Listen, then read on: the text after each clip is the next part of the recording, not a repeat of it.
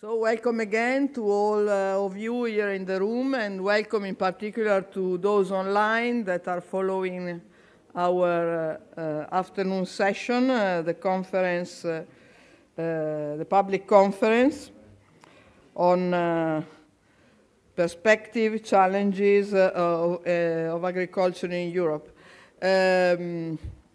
First of all, I want to thank once more Central Macedonia region for hosting us here in Thessaloniki. It's fantastic to be here today with you, and your organization has been really brilliant here, so thank you very much again. And I would also like to thank all of our members that collaborate for the realization of this session, in particular for the translations, which are very important for us, given that we have 5 languages here in the room.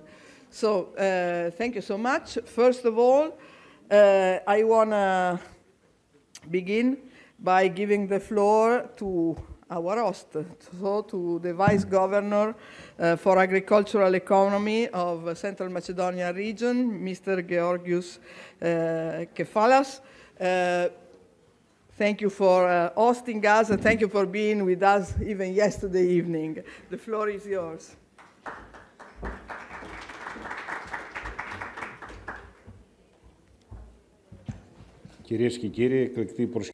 Ladies and gentlemen, distinguished guests, I would like to welcome you to the region of Central Macedonia on behalf of our regional governor, Mr. Apostolos Tzitsikostas. We feel particularly happy that you are all here today in this important event. We would like to welcome you to the most productive region of Greece. This is where 1/3 of fresh fruit and vegetables is produced in our country.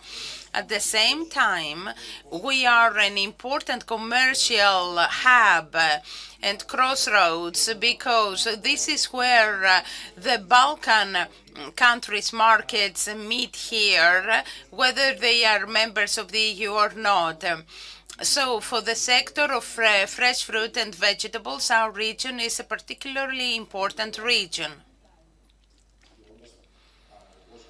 Being a farmer producer myself, I'd like to say the following about the topics of this conference.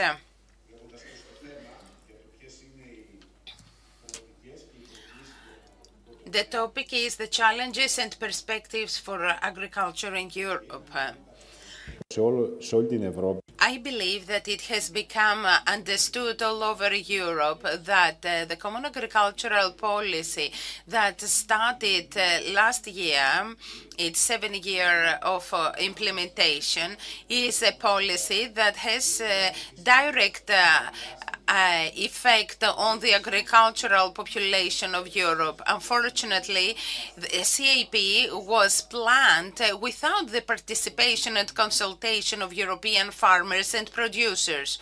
I believe that this has been understood so far, and we must see what we will be able to amend and modify in the policies that have already been decided, so that the agricultural sector in Europe will be sustainable.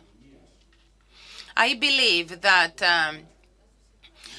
on the one hand, the society demands so many things from farmers.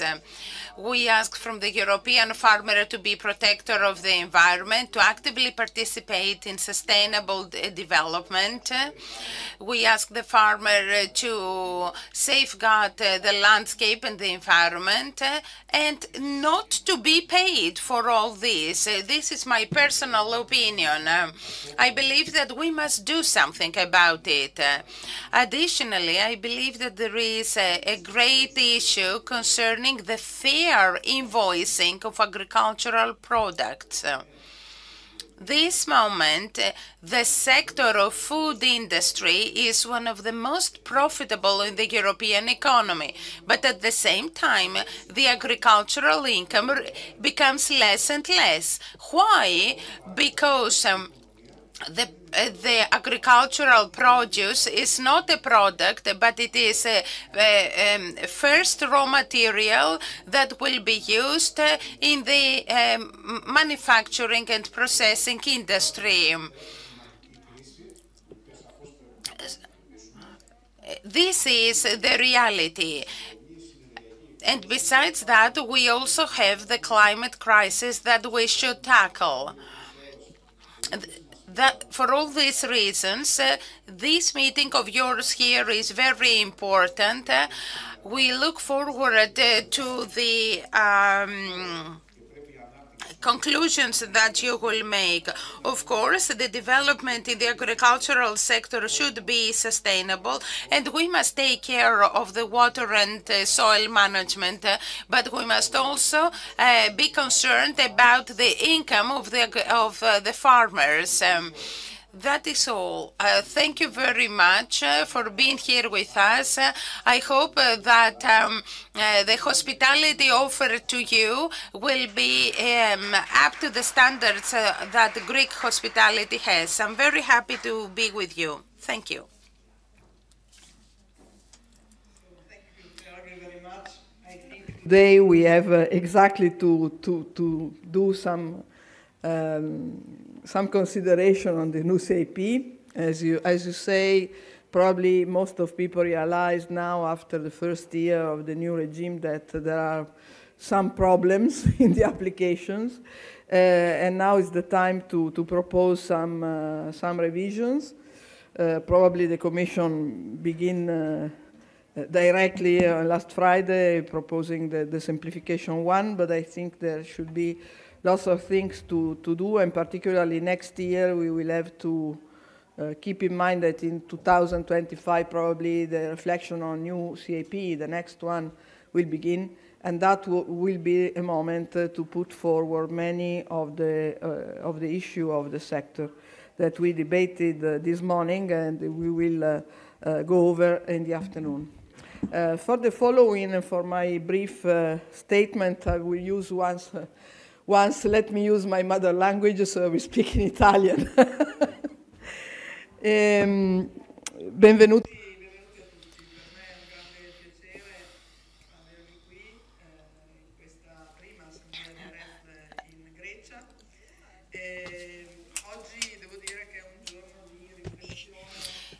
Welcome everyone. This is a day of thought on some important issues. First of all, we thought of talking about specific files and dossiers. Some of these were completed before us arriving here, as it is the issue of packaging. However, we should continue discussing it.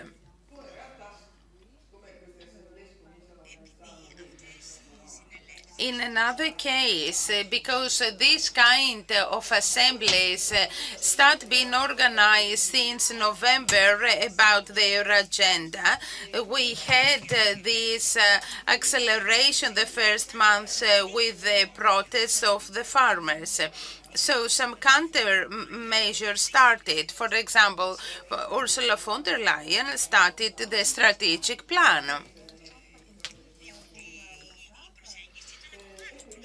because it was a top-bottom approach and they should be mitigated. So we started focusing on the strategic dialogue. In the meantime, the proposals for the revision arrived, and now we have reached the depth of the issue of packaging, but we still talk about some issues that have important consequence in our broader sector. So we thought of having some general issues because we will be able to adjust our agenda to the situations. A month ago, we couldn't give a name to this topic. Today, we will have the possibility to deepen to some aspects that have to do with the strategic dialogue. And then a specific issue that we decided in the General Assembly yesterday is to create a working group on water, because the issue of water is one of the most crucial issues and will be in the future, and it is linked to one of the most important problems that our sector has been facing. And it is also linked to climate crisis. In the field of strategic dialogue, we know, and Professor Prosneider from the University of Munich was engaged by President von der Leyen to talk with 26 stakeholders who represent the society,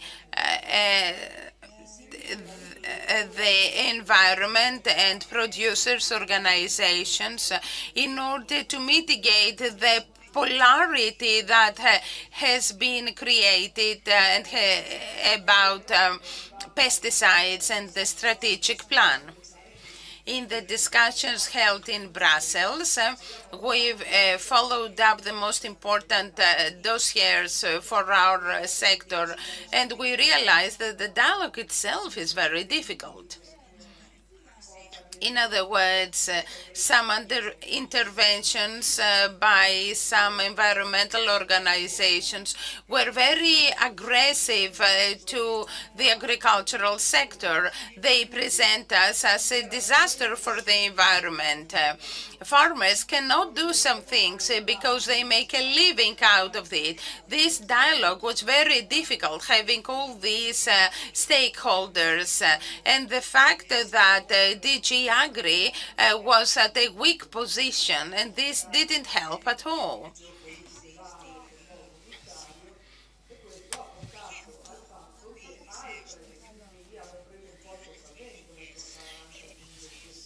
As a result, the other DG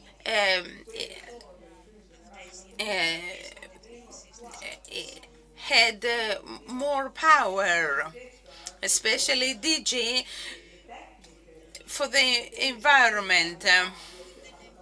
This has affected a lot the situation.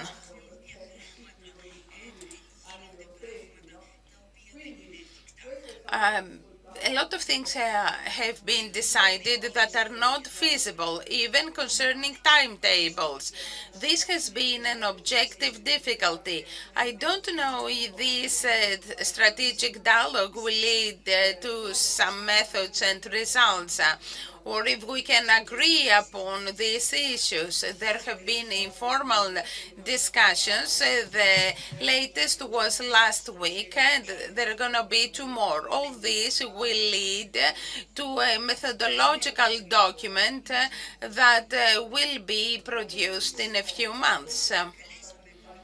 We invited Professor Schneider. We called him and we answered the official questionnaire that was sent to all stakeholders by the strategic dialogue. AREFLH answered the questionnaire. The questionnaire includes key questions about our sector, both concerning about the value chain and what we can do in order to have more capacity in reducing the consequence of climate change, but not the reduction of agricultural production, the financial factor, and the productive effectiveness. So we should answer these questions. Each of these questions would need a whole conference. in order to be answered. We also had this issue with the proposals for simplifying CAP.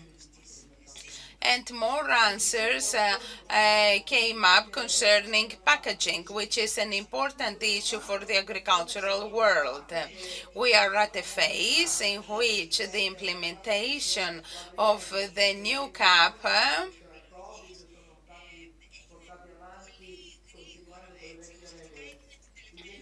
and its choice was carried out really fast in the last 3 years, whereas the previous years we were under the COVID shadow. Undoubtedly, this new CAP is very complicated in its implementation. The farmers realized that they wouldn't receive the money they used to get, and they started protesting. The first part of farmers is quite weak in this chain. Additionally, we have the producers' organizations that represent almost half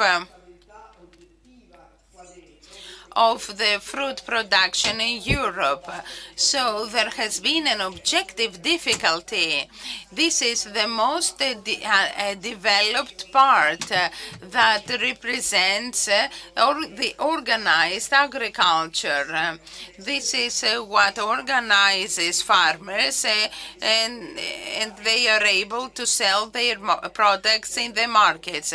We insist that CAP should focus on that is in the forms of unification, of organizing the market, because in this way we can reach an objective improvement of agriculture. It was in 2018 or 2017 we published a white paper on the first 20 years of OCM.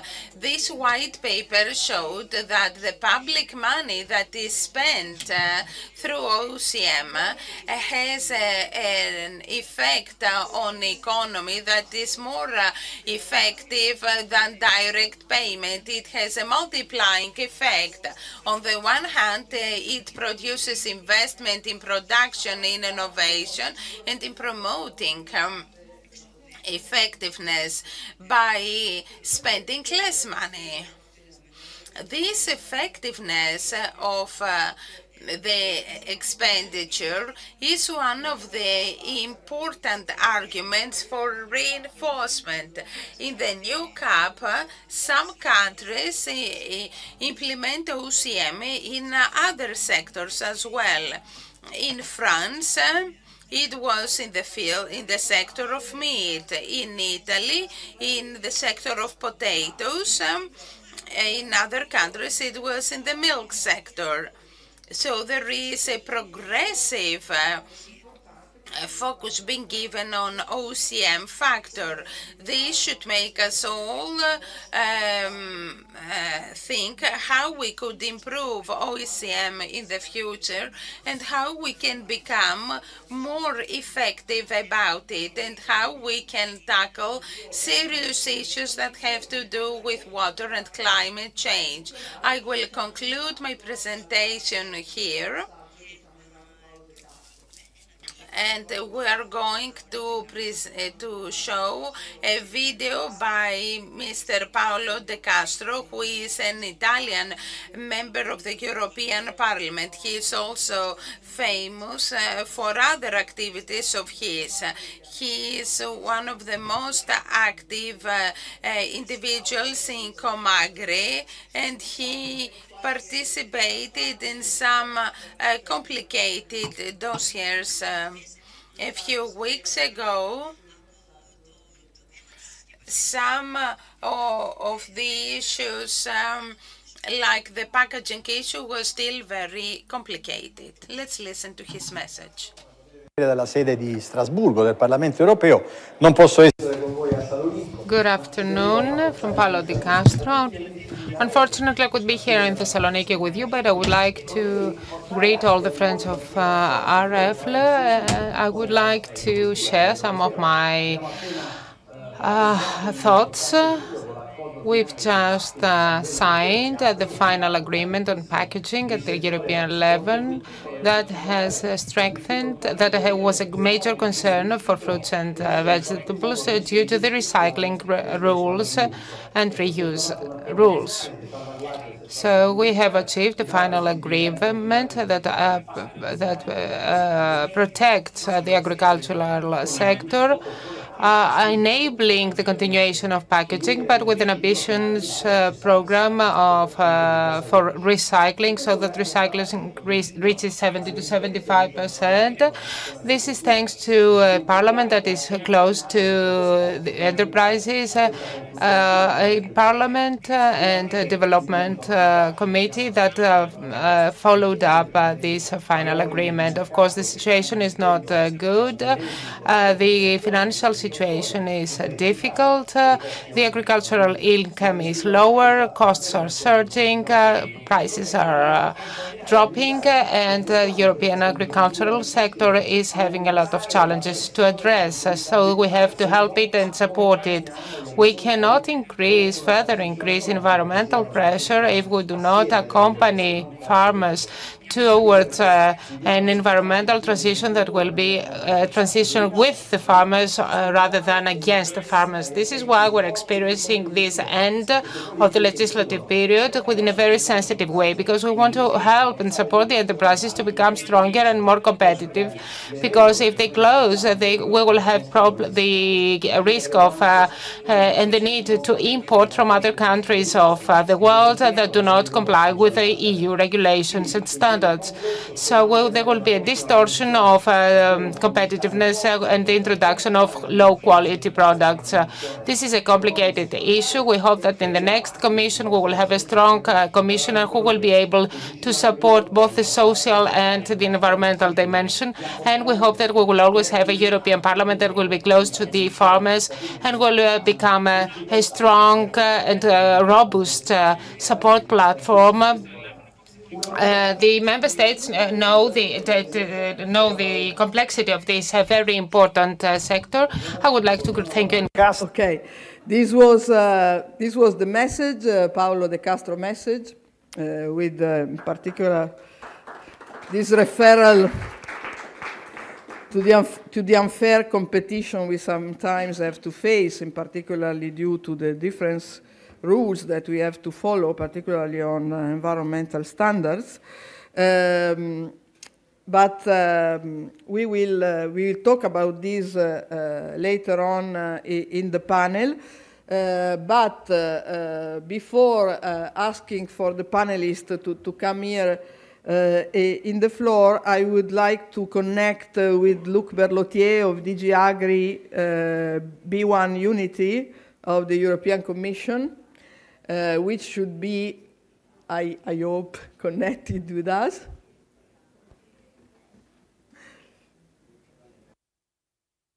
Just a moment.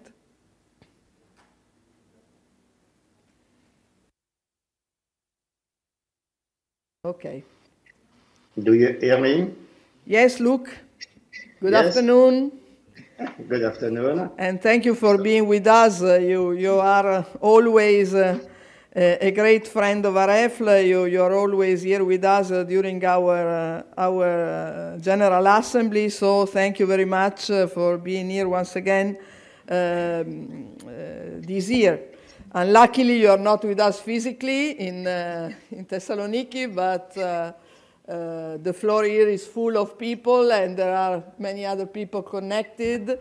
So I will give you the floor. I don't know if you were connected before, if you listened to us, to our consideration. Okay,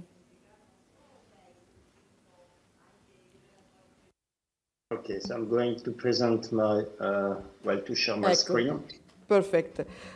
From you, we ask to understand what's happening in the CMO, how the CMO is now applied, which are the results, and what will happen with the new simplification that were announced on Friday, with the non-paper of the Commission on what's happening in the medium term, what could be changed, and some suggestion, if you can, from your part. Thank you, and the floor is yours. Thank you, and good afternoon to everyone. So I hope that you are able to look at my presentation. I shared it on the screen, so I hope that you can see it. So I'm going to make a presentation on the fruit and veg situation at the level of the Union and also sometimes at the level of the member states. Unfortunately, I'm not going to be able to present you the data of 2023 because, as you know, under the strategic plan regulation, the new programs only started on the 1st of January 2023, and we'll receive the data from the member states only on the 15th of June this year. So that means that we are a little bit in advance, and I'm not able to share with you I would say, the most updated set of data. However, I can share with you the data of 2022.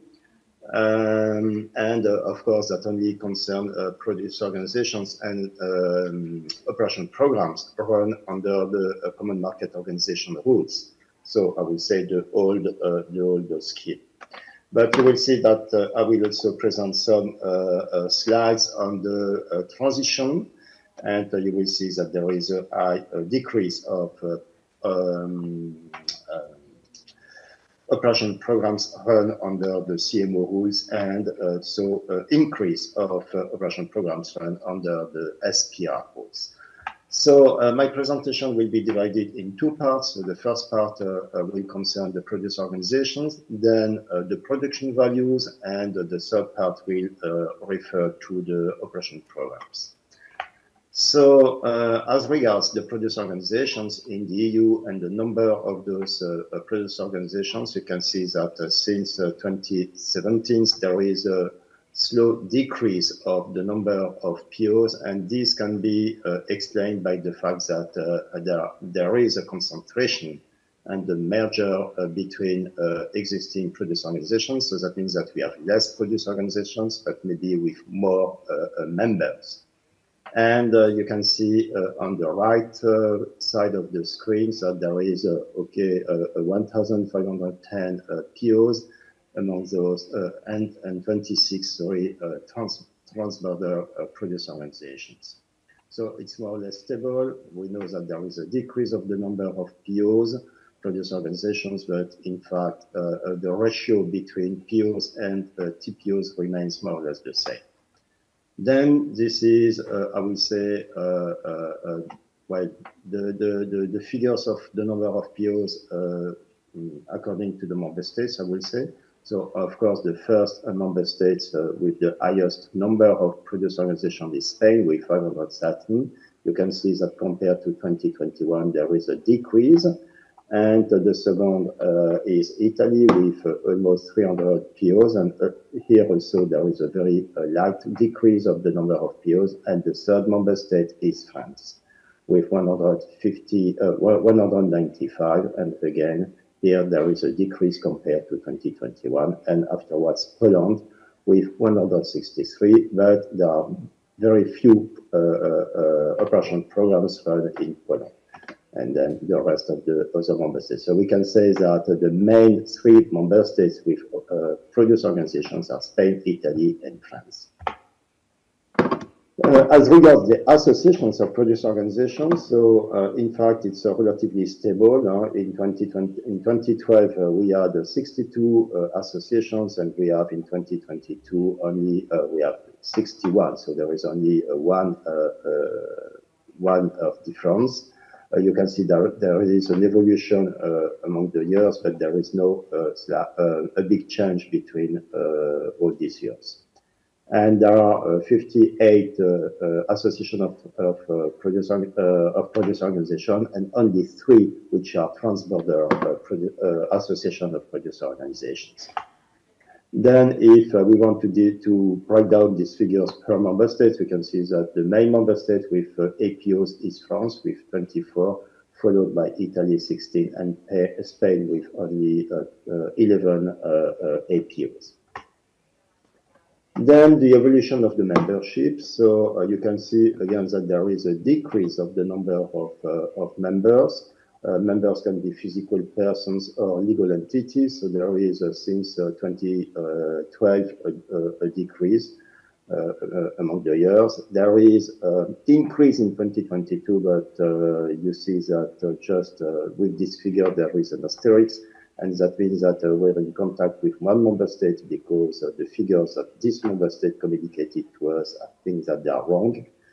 They indicated 35,000 members more than last year, and we are in contact with this member state to correct the data. And if we take into account the correction, we assume that there will be more or less the same number of members as in 2021. So there is no big change between 21 and 22. Here, it's just because there is a mistake in one of the communications that we have received. So the second part refers to the production value. So I just would like to make some clarifications. The first set of data refers to the value of the oil production from the EU. So, and the data come from the Eurostat. And then we have the value of the production marketed by oil POs in fresh and processed. So that means that it's the oil production marketed by the POs. And then we have the value of marketed production as it is calculated in accordance with Delegated Regulation 2022-126, which is the basis for the calculation of the Union financial assistance. So in fact, we have three, I would say, categories of what we call production values. The first one refers to statistics from Eurostat. The second one is the value of the production marketed by oil POs in fresh and processed. And the third the third category refers to the VMP as calculated in accordance with the Union legal acts. And we have the organizational rate. So the organizational rate is calculated by taking into account the value of the oil production from Eurostat divided by the value of production marketed by the POs. So, and this indicates the organizational rate at EU level and at the level of each member states.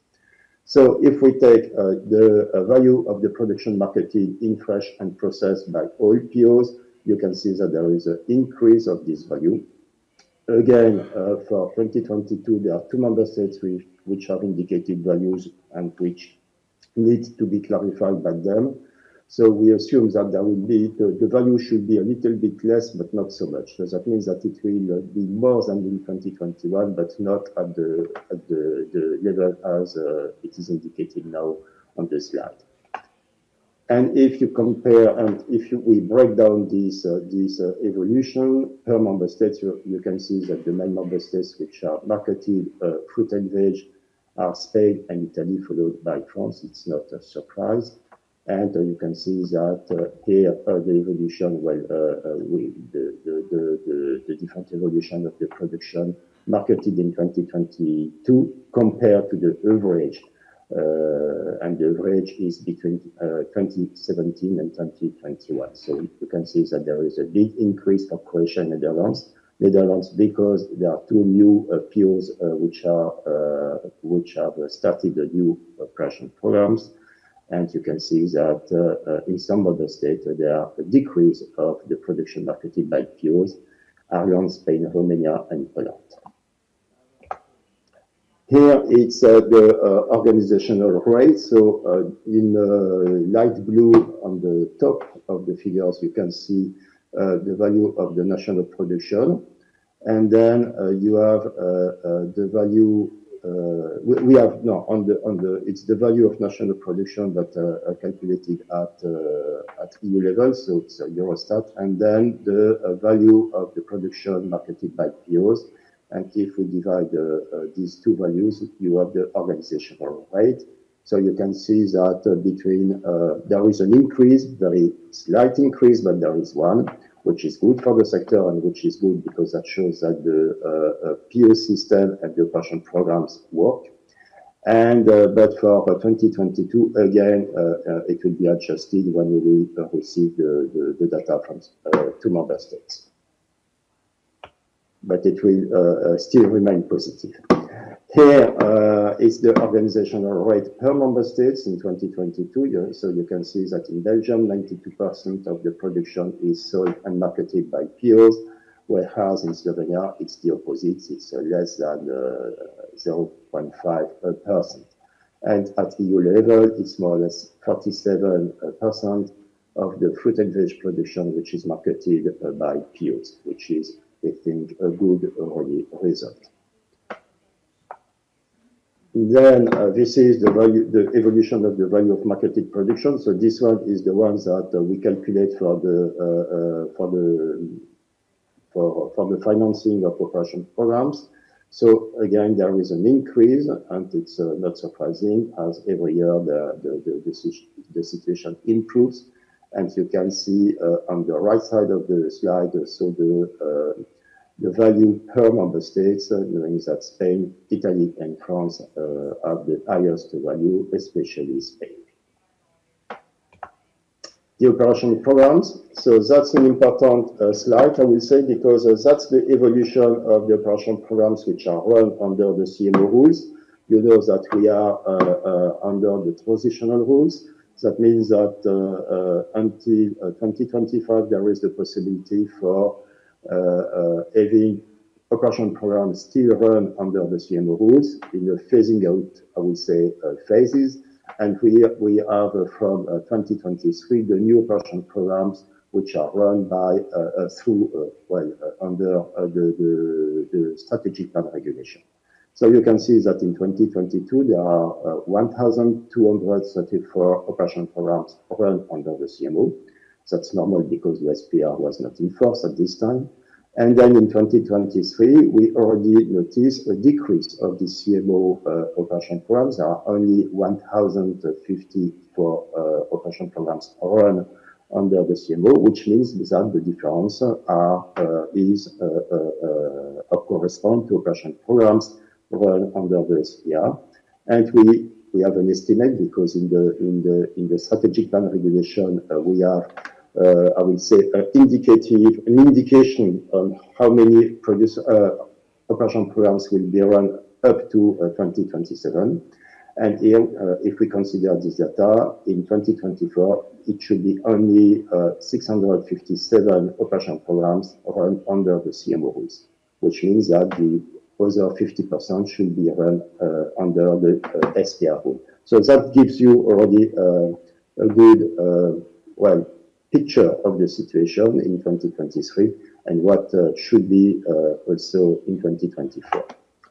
If we compare, we have taken the seven most important, I would say, member states. So you can see that you have the figures per years, 22, 23, and 24, 22 in green, 23 in blue, and 24 in yellow. And you can see that, for example, for Spain, in 2022, there were 465 operation programs under the CMO, and in 2024, only 240 should continue to be run under the CMO rules. And you have exactly the same figures for Italy, France, Greece, Portugal, Germany, and Czech Republic.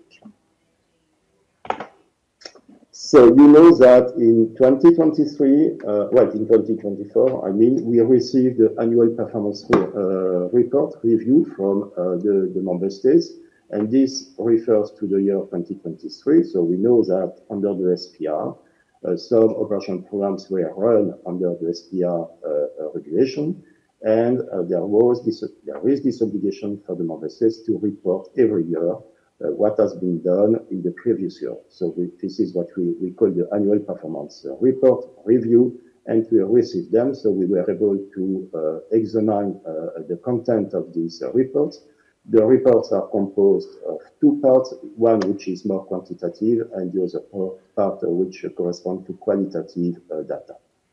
So here, this is what a little bit the outcome of our analysis. What we can say is that in 2023, there were no expenditure except advances because it was the first year of implementation of the SPR operation programs.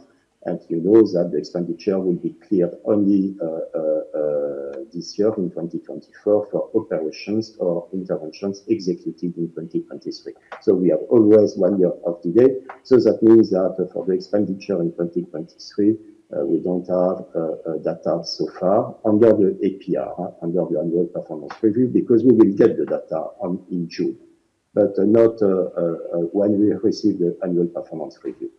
And so this is a little bit what we can say for this first year of implementation. In fact, we don't have so much to say. We know, because we know that some member states indicated what they have already executed or what they are going to execute, but it's not, I would say, solid. So I think robust, so that means that we have to wait June 2024 just to receive the expenditure, and then the next annual performance report in 2024 just to know more on the implementation of those operation programs.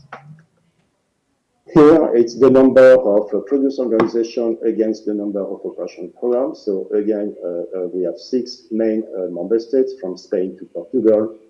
If we take Spain, which is on the bottom, there are 513 producer organizations, and they have implemented 506 operation programs. So you can see how many operation programs are implemented, taking into account the number of producer organizations, and that shows also a good, I would say, a good signal on the pertinence of the system. So that means that most of the producer organizations implement operation programs, except in Poland. You can see that there are 163 producer organizations, but only 14 implement operation programs. So that's an exception, but in fact it shall be pointed out because it's very particular to Poland. Here we have the percentage of operation programs per member state. So it's more or less what I have just shown before. So you can see that in 6-7 member states, all producer organizations implement operation programs, and then it's decreasing, and you can see that Poland, which is at the bottom, it's only 9% of the producer organizations which implement operation programs. And on average, at EU level, it's 80%. So that means that 80% of producer organizations implement operation program, which is a good result, I would say. So here we are presenting the expenditure for 2022. So you can see that there is a big increase in the Netherlands, but this is due to the fact that 2 POs have started to implement operation programs. You can see that most of the expenditure are done in Spain, then Italy and France, but it's not again a surprise because they are the main member states. And you can see the evolution. So that means that the expenditure of 2022 against the average of 5 years between 2017 and 2021. And you can see that in Sweden, Poland, Belgium, and Bulgaria, if you compare these figures, they are negative. And here it's the, I will say, the breakdown of the expenditure per objective. So here we mentioned the objectives of the CMO because we are still under 2022. And you can see that 27% of the expenditure are linked to the planning of production objective. 25% are linked to the improvement of product quality objective, and so on. And for the environmental objective, it's 19% of expenditure. For the crisis prevention and management, it's 5%, and it's relatively stable. If you compare the figures with the past, it remains more or less the same.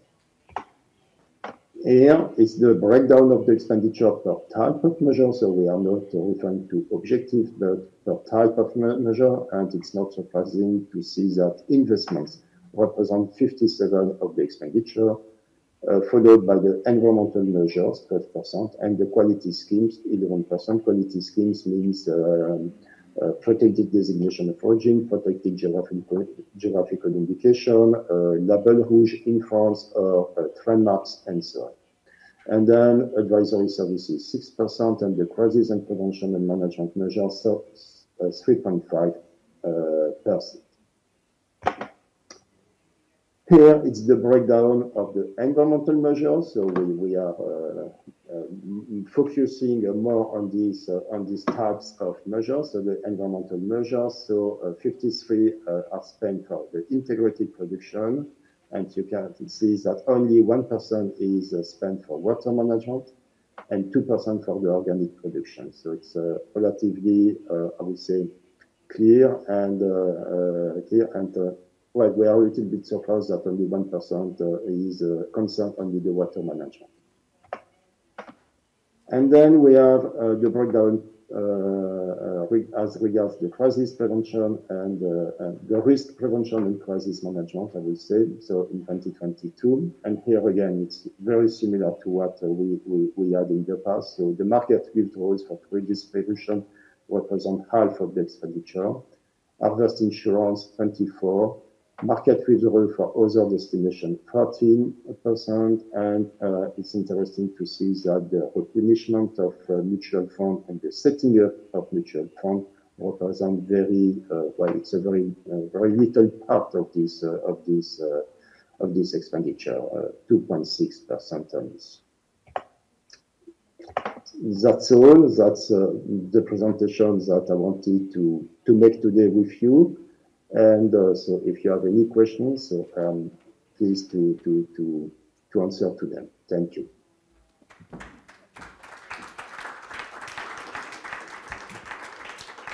Thank you, Luc Berlotier, as usual. Very interesting. I think here there will be some questions because there are some concerns already on the kind of payment and what's happening. So if anybody has questions, this is the moment to raise them.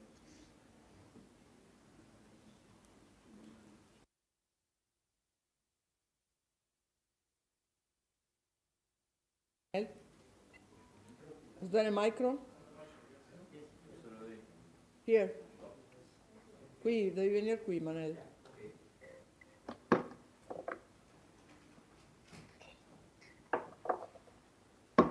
Bonjour, Luc. En français, possiblement, non? En français, c'est bon. Ouais. Bon, une question et une proposition. La question c'est, quelle est la... I have a question and an answer. Des programmes opératifs de les OPI à l'Europe, parce qu'il y a eu une diminution importante. So I have a question and a comment. What is the reason for the reduction in the production and the proposal? A large part of the farmers have objections and protests greatly. Therefore, in the future, we should invest in the agricultural facilities much more so that we can improve the competitiveness of producers' organizations. The world keeps on changing. And it is very important to take advantage of the automation in procedures and practices in agricultural production. There are solutions and we invest in them, and we hope that in the future these investments will also be at the level of producers' organizations. Otherwise, we will lose in the field of competitiveness. Having all this in mind, perhaps producers' organizations is the body that will empower farmers in general and producers in general. from 2027, we could have in mind to increase the co-financing of the European Union in the framework of CAP to the benefit of producers' organizations, because these organizations is the vehicle that will drive forward and hire these organizations. We should invest in the capacity of producers. That is, on the one hand, we can focus on these organizations, and on the other hand, we could improve the competitiveness that we have as farmers. In what way? By investing more in the way that we produce. Are there any more questions, or should I answer only this question?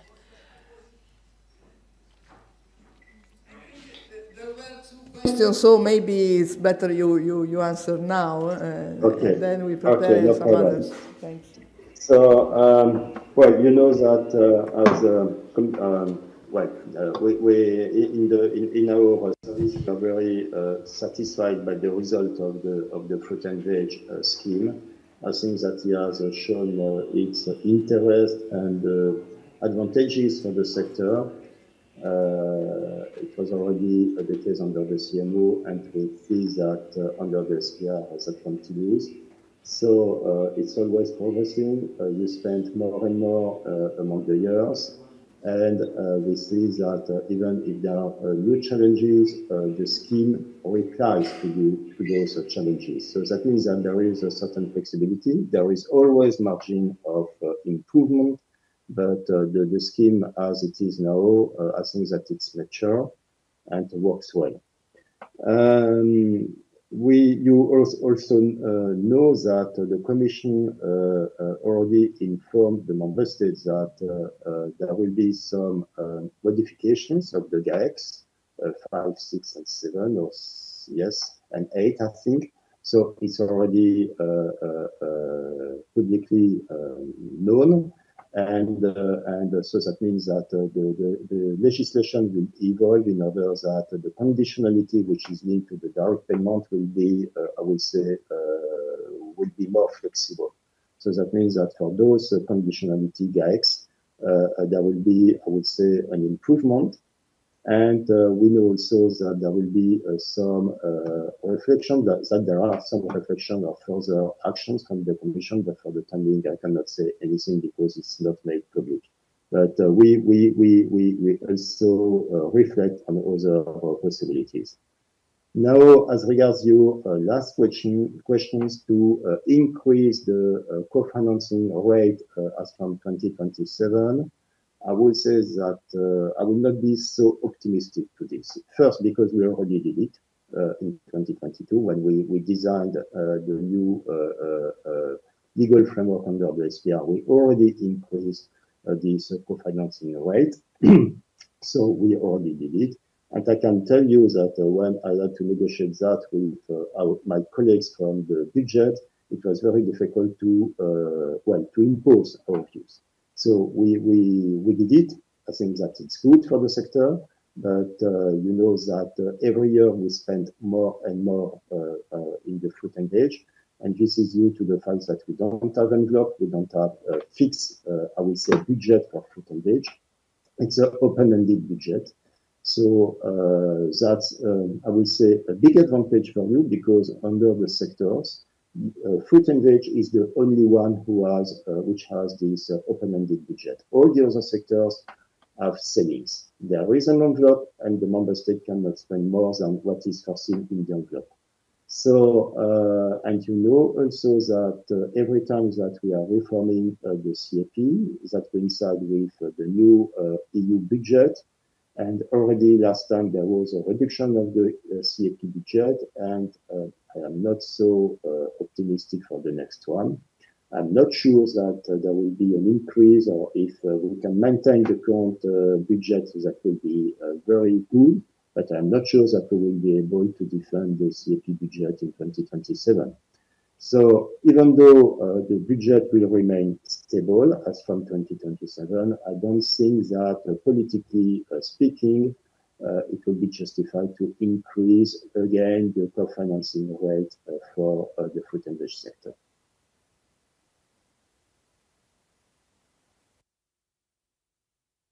The answer, but it's probably realistic. Here is our friend Ibrahim Sadeh from the AOP Viva. Buongiorno a tutti. Buongiorno Mr. Luke. Good afternoon to everyone. I won't talk about the increase of membership fees for one simple reason. Luke, can you hear me?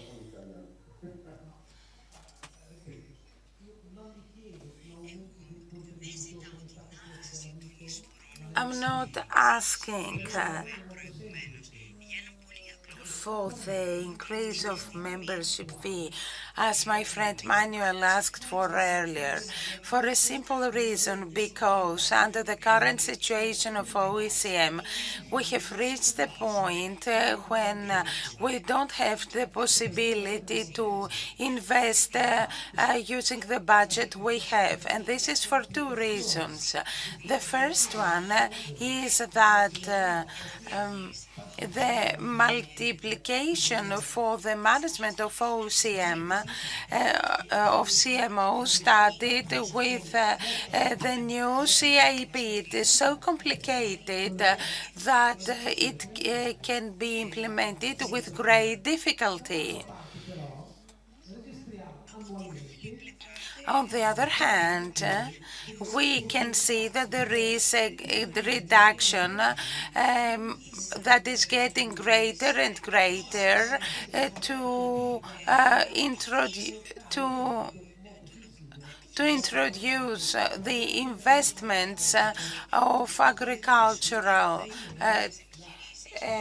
investments. That is, there is a reduction.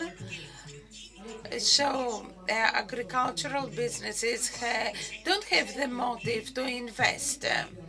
What was surprising for us is that several of them don't have a plan. Most APO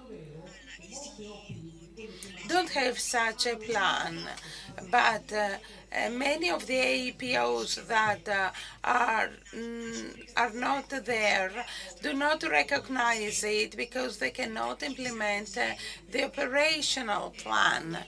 So they have fewer possibilities in including the operational plan in their programming. Therefore, we should try to find answers and create those conditions so that they will participate and be active members of the operational plan.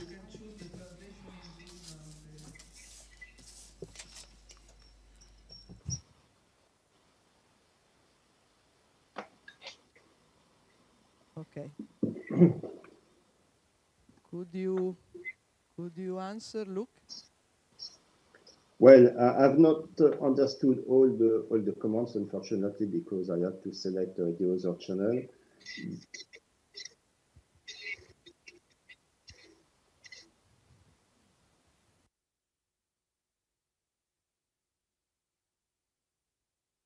Yeah.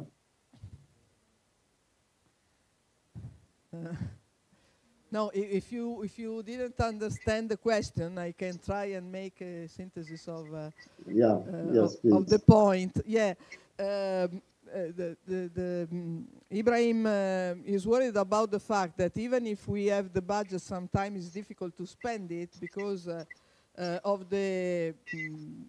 There are three problems. One, that several producer organizations don't present programs anymore because they find it too complicated, and this is one point. The other point is that we have many farmers that are not gaining from their jobs, so it's difficult even to subsidize them because they cannot invest because they have no money. They don't gain, so they don't invest. And even if there is a good operational program, it's difficult to find people deciding to engage and to invest. And the other was, Ibrahim, I don't remember the first one, la prima. There are some expenses that are difficult to rendicontare, come si dice? To account for. Okay, and that's the other point, because in several occasions there are expenses that are difficult to put there. I hope I've been clear. Yeah, what I could say, it's well, you know that since there is a co-financing by the EU, there is always a controls. So that's and these controls, of course, are important because we want to ensure that the EU funding is correctly spent at local level, I would say, by the POs. And that, at the end, generates administrative burden in terms of control, in terms of evidence that POs must keep, and so on. So maybe that, and it's also complicated because the managing authorities of the member states want also to be in the secure, I would say, position. So that means that we have the Commission and the auditors which are checking that expenditure are correctly done. We have the managing authorities which are also ensuring that it is done and then correctly done, and then there is, I would say, administrative burden linked to this. And of course, at the level of the producer organizations, they have to be very well organized also. So that means that there is also administrative burden on this. I would say that for even though the operation programs are complicated to be implemented, that's right. It's not something which is obvious, especially for a new producer organization which implement for the first time an operation program. But we have also some measures which can be used as technical assistance, advisory services. We have the coaching. You have also, under the rural development, the cooperation measure which can be used. So there are the knowledge also measure under the rural development. But there are many ways, and I would say channels, that which can be activated in order to help producer organizations in the management or in the design of their operation programs. I would like also to emphasize that the EU made a study on the operation programs. It was more focused for the other sectors, not only for food and veg, but I think that it can be a very useful tool because the study is already published. And attached to this study, what is important is that there is an handbook. And the handbook, which is translated into EU languages, explain exactly what shall be done by the producer organizations in order to design and implement correctly the operation program. So it can be it's a very, I would say, a concrete and pragmatic instrument which could be used by producer organization or even other producer organization for the managing of their operation programs. So it's, but you know also that under the new delivery model, under the strategic plans, the audits which will be carried out by the Commission will be different because we are not in this the system is not designed as it was under the CMO. That means also that the audits of the Commission will evolve. That implies also an adjustment of the national authorities, and maybe that there will be more not flexibility, but it will be maybe less burden for all the actors implementing operation programs in the fruit and veg sector. So we know that it's not easy. But we also know that that works well, and if that works well, that means that it's feasible. And we think that there are many ways to help the farmers and to help the POs in their management of the operation programs.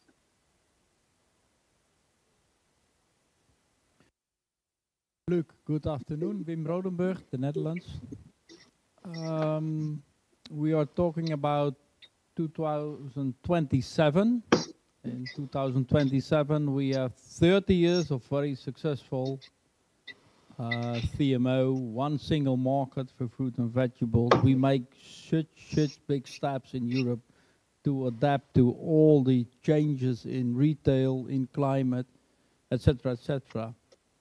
What I have been seeing in the last few years, two items, and you've got to help me a bit for the next CMO after 27. One, what we thought with the packaging legislation, what's now on the table, it had such a big influence on the single market. If 27 member states have their own legislation on packaging on fruit and vegetables, while we are having a big open market, one single market for fruit and vegetables, this legislation with is in another DG does affect in such a manner our sector. I'm a bit worried about that. And my question is, how can we come to a certain way that we never will face this kind of items again, because we are one single market for fruit and vegetables under DG Agri. Second remark, Luc, regarding 27 is the subsidiarity regarding the new common legislation which now is running.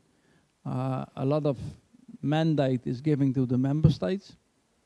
Looking around in the member states, I see in certain member states more and more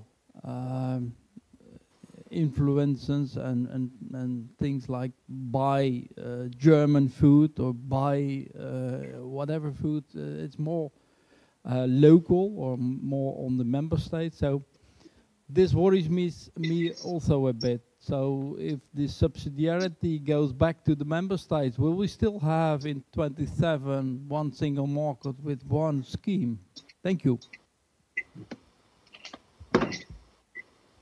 Yes, thank you for these comments. Well, 2027, it's not tomorrow. It's the day after, I will say. So, but you're also right that we already think about the future. We are not just running the current legal framework. We already think what could be done after 2027. Of course, as I already mentioned before, that depends on the budgetary availability that we will get in 2027. But the scheme, the fruit and veg scheme, works, and I don't think that we would like to abolish it. It will not be at the favor of the sector. And I think that when there is an instrument which works, we must maintain it and to improve it. And if we see that something doesn't work correctly, maybe that we have the opportunity to adapt it, to adjust. So as regard the packaging legislation, you know the principle. I'm not going to say novelties on this. We support under programs I will say the research, so the research for new packaging and so on, the machinery which needs to be purchased in order to use this new packaging and so on. So everything can be supported under the operation programs. But what we cannot support is the common operative cost and the production cost. But operative cost, that means that we don't pay for the packaging when they are, I will say, commonplace packaging. So, and that's normal, and I'm sure that we are not going to depart from this, even after 2027. What we can do is to examine if you have a specific consensus on the new labeling packaging, so we can meet to sit together and to see and to better understand what is the situation, and if there is something that we can do, we can discuss about it. I'm not promising anything, but we can at least examine the case and try to better understand. And if there is something which can be done, we are always open.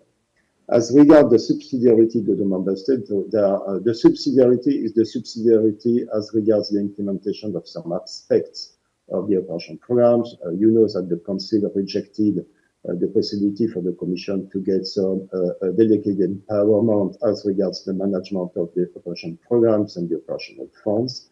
And we tried to reintroduce this delegated empowerment during the trialogues, and we were again rejected.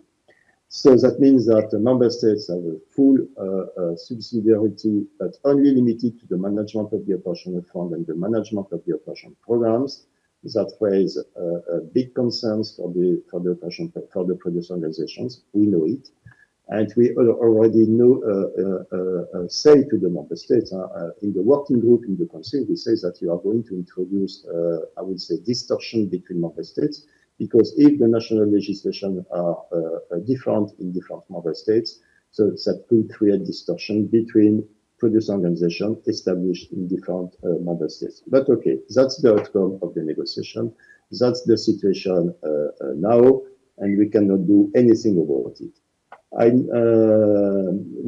note also your concern that there is more and more at political level this message that conveys to the purchaser, to the consumer, to buy local product. Yeah. Yeah. Local product. That's a situation. Yeah, that's a risk that there is this kind of I would say. Split of the markets because people want to buy local products. They want we have this collective spirit now in the EU that consumer want to purchase and to consume local products. That's also maybe a challenge for the sector in the near future. I don't know if the legal framework on POs and operation programs may provide an answer to this because it's an evolution of the consumption patterns. But yeah, that's a reality. Yeah. Okay. There is. I take one other question because then there is the panel. So please, Joan.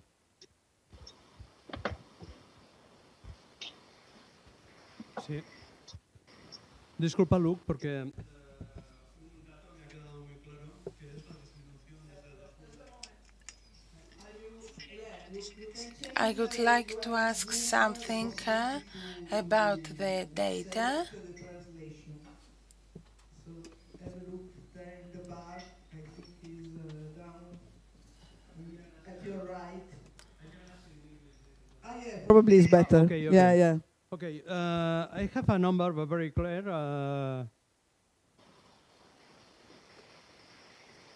A very clear number of your presentation is the diminution of the operative plans and 50%. I think 600, no? Okay. But the diminution of the number of the 650, but the diminution of these operations planes,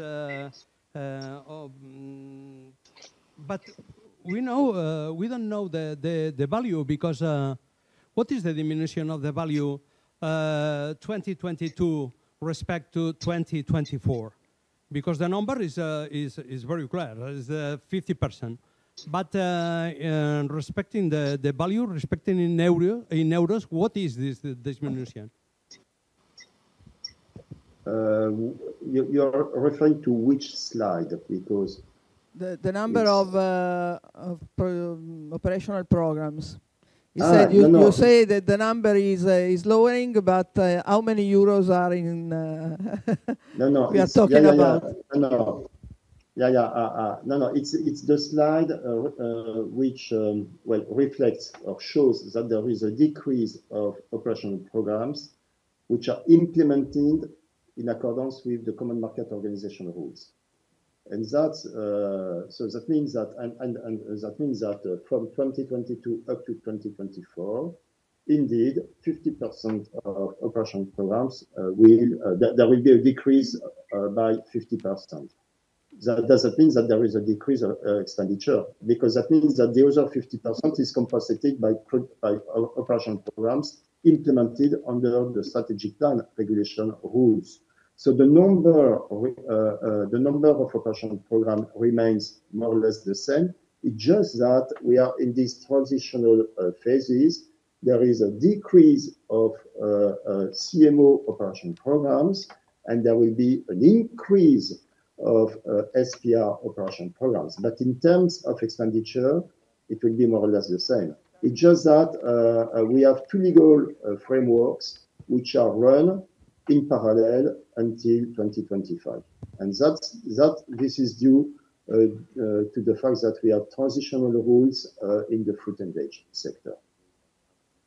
But in terms of expenditure, there will be the same level. Just because we have two legal frameworks which run in parallel. And this is what I wanted to show with this slide, that there is a decrease of CMO operation programs, and which means that, a contrario, there is an increase of SPR operation programs.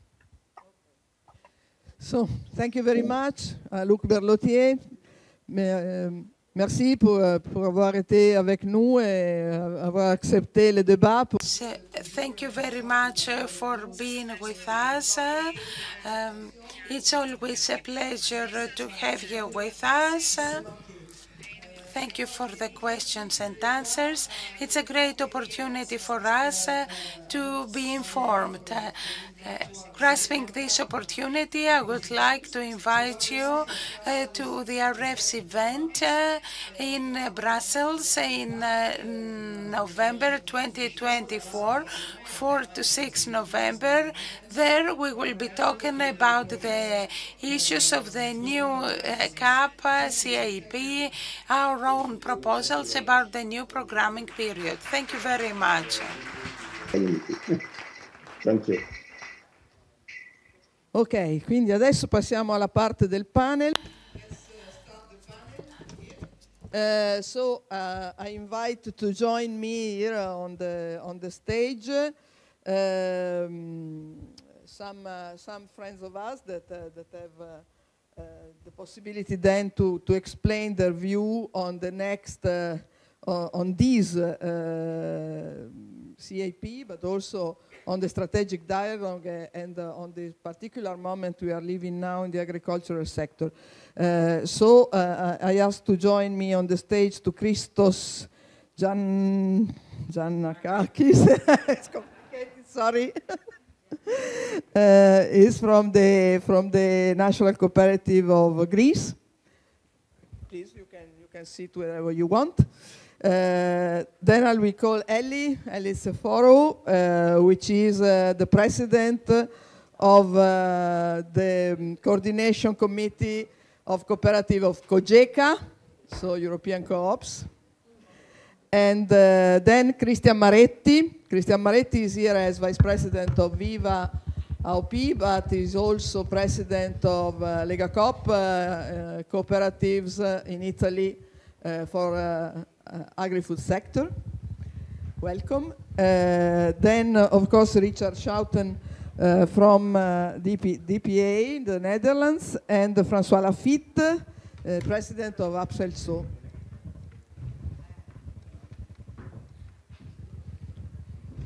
Well, thank you very much for being here, for being at the to participate in person to this General Assembly of AREFLH in Greece. I introduce simply with the same question for everyone, because as I told at the beginning, now it's quite open as a reflection on the moment we are in, the challenges we have. We are facing a new election at the European level, now the agri arguments became very important in the last months because of the protest, but we were very active in Brussels for a long time. We, AREFLH and the organization also, in trying to let the people understand what kind of challenges we are facing and how difficult it is to face normal market challenges in a global market, with climate change affecting badly our production, with all the new rules we have, with some bureaucracy from the PAC and the CMO. And now this has come to a moment in which there were tensions. So many people are talking about us, sometimes with competence, sometimes not. In this sense, I witnessed the Italian debate, which sometimes is really strange on this, because there's an urban perspective and an agricultural perspective on these themes. And I think, on the other hand, that this is a really topic moment. We have to decide which way we are taking. So I ask every one of you, which is your view, how you read this moment, and what's your impression on the proposition we have to have? Because apart of saying we are not satisfied, we have to propose some changes, and in which way we can be effective in proposing changes. So I will begin with our host. We are in Greece, so you're the first one to address this question. Θα μιλήσω στα ελληνικά. I will speak in Greek. First of all, I would like to thank you for inviting me. Can you hear me? I would like to thank you for inviting me in this round table. Well, we will talk about our concerns and the problems that we have been facing in Greek agriculture and as cooperatives. As it happens throughout Europe, in Greece as well, there has been serious reactions and protests concerning the implementation of the new CAP. Especially in Greece, where the institution of the so-called eco-schemes is so complicated and so difficult to be implemented, and as a result, it cannot be implemented in the right way. In some other cases, it has never been implemented. And our first estimate is that some people have found the opportunity to take advantage of the implementation of eco-schemes, and they have taken more of the farmers' income and revenue. Our union have submitted a package of proposals to the Ministry of Rural Development 2 days ago. There we express our view about what should be done in order to improve the new CAP. There will be more meetings. The general feeling is that this complicated system is bureaucratic, is difficult to be implemented, and of course it does not give the results that it was first designed for. That is why it should change. So if your efforts contribute to this direction, then we will be by your side, and we will continue being by your side, both as a local Central Macedonia organizations that have been participating in AREFLH for Euros.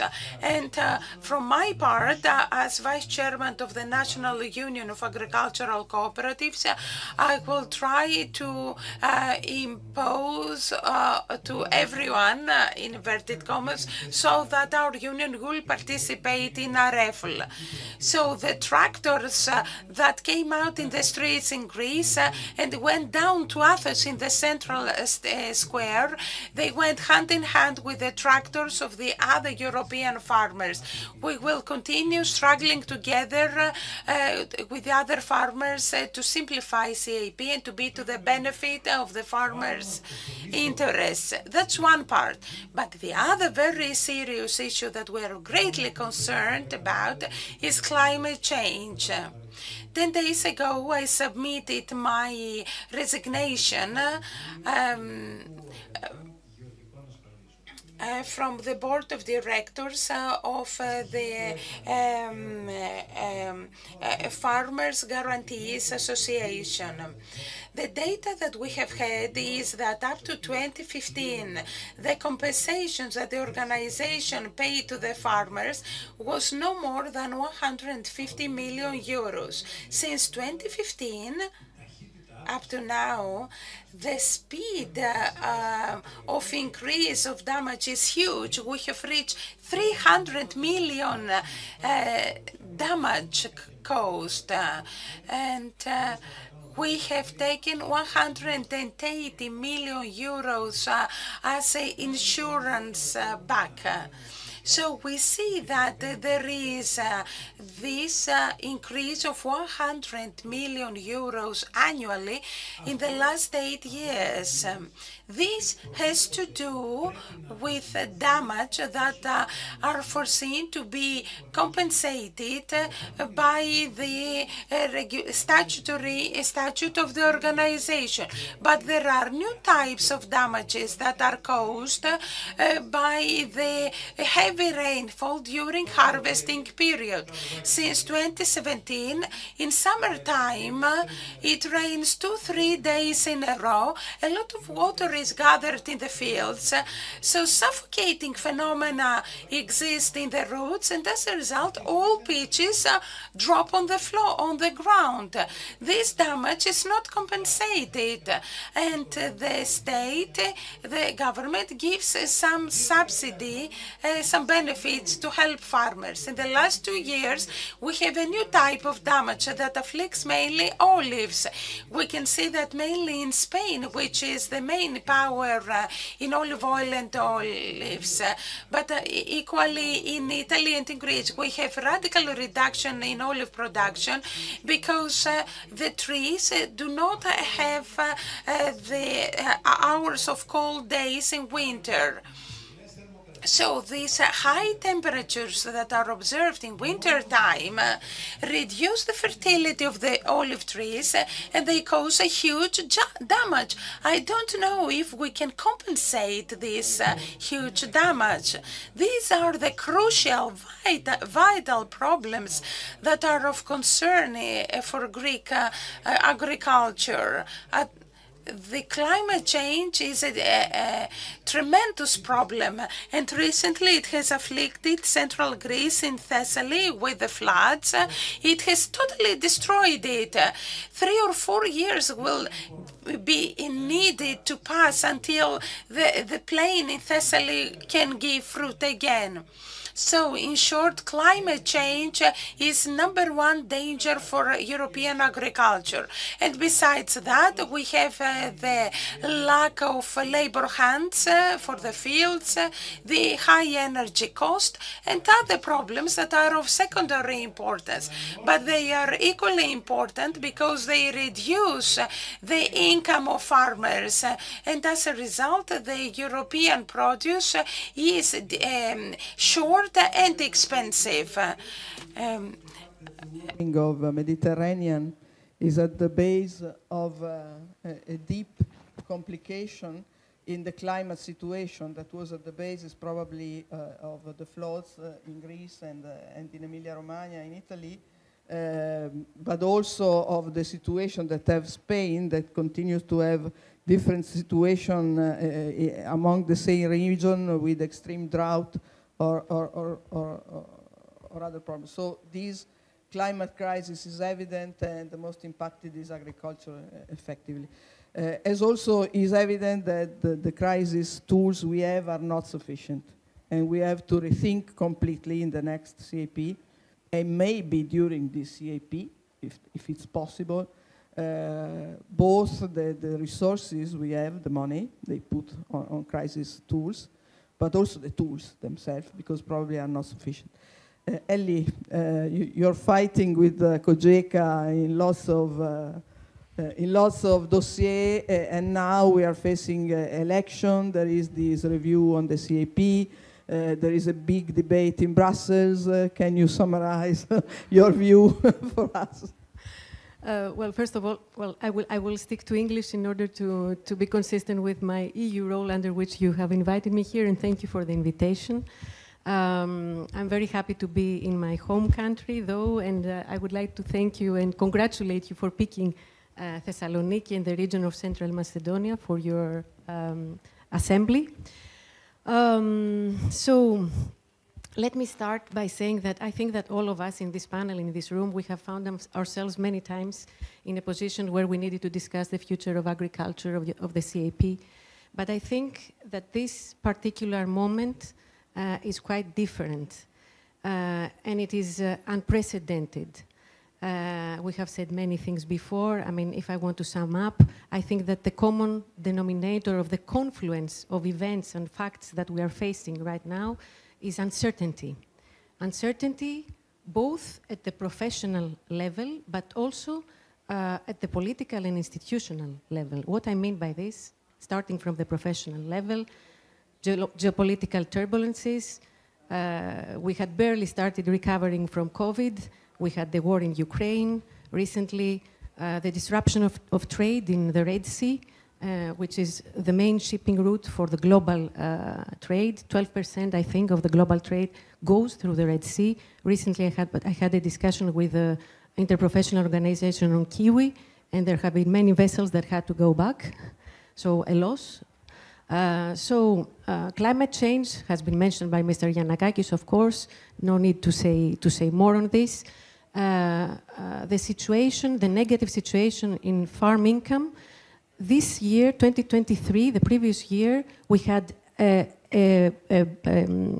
record drop in farmers' income in the EU by 8%. This is a record for the last decade. This explains a lot of the protests, of the situation, but also the cost of production that in both crop and livestock production is around 60% of the value produced.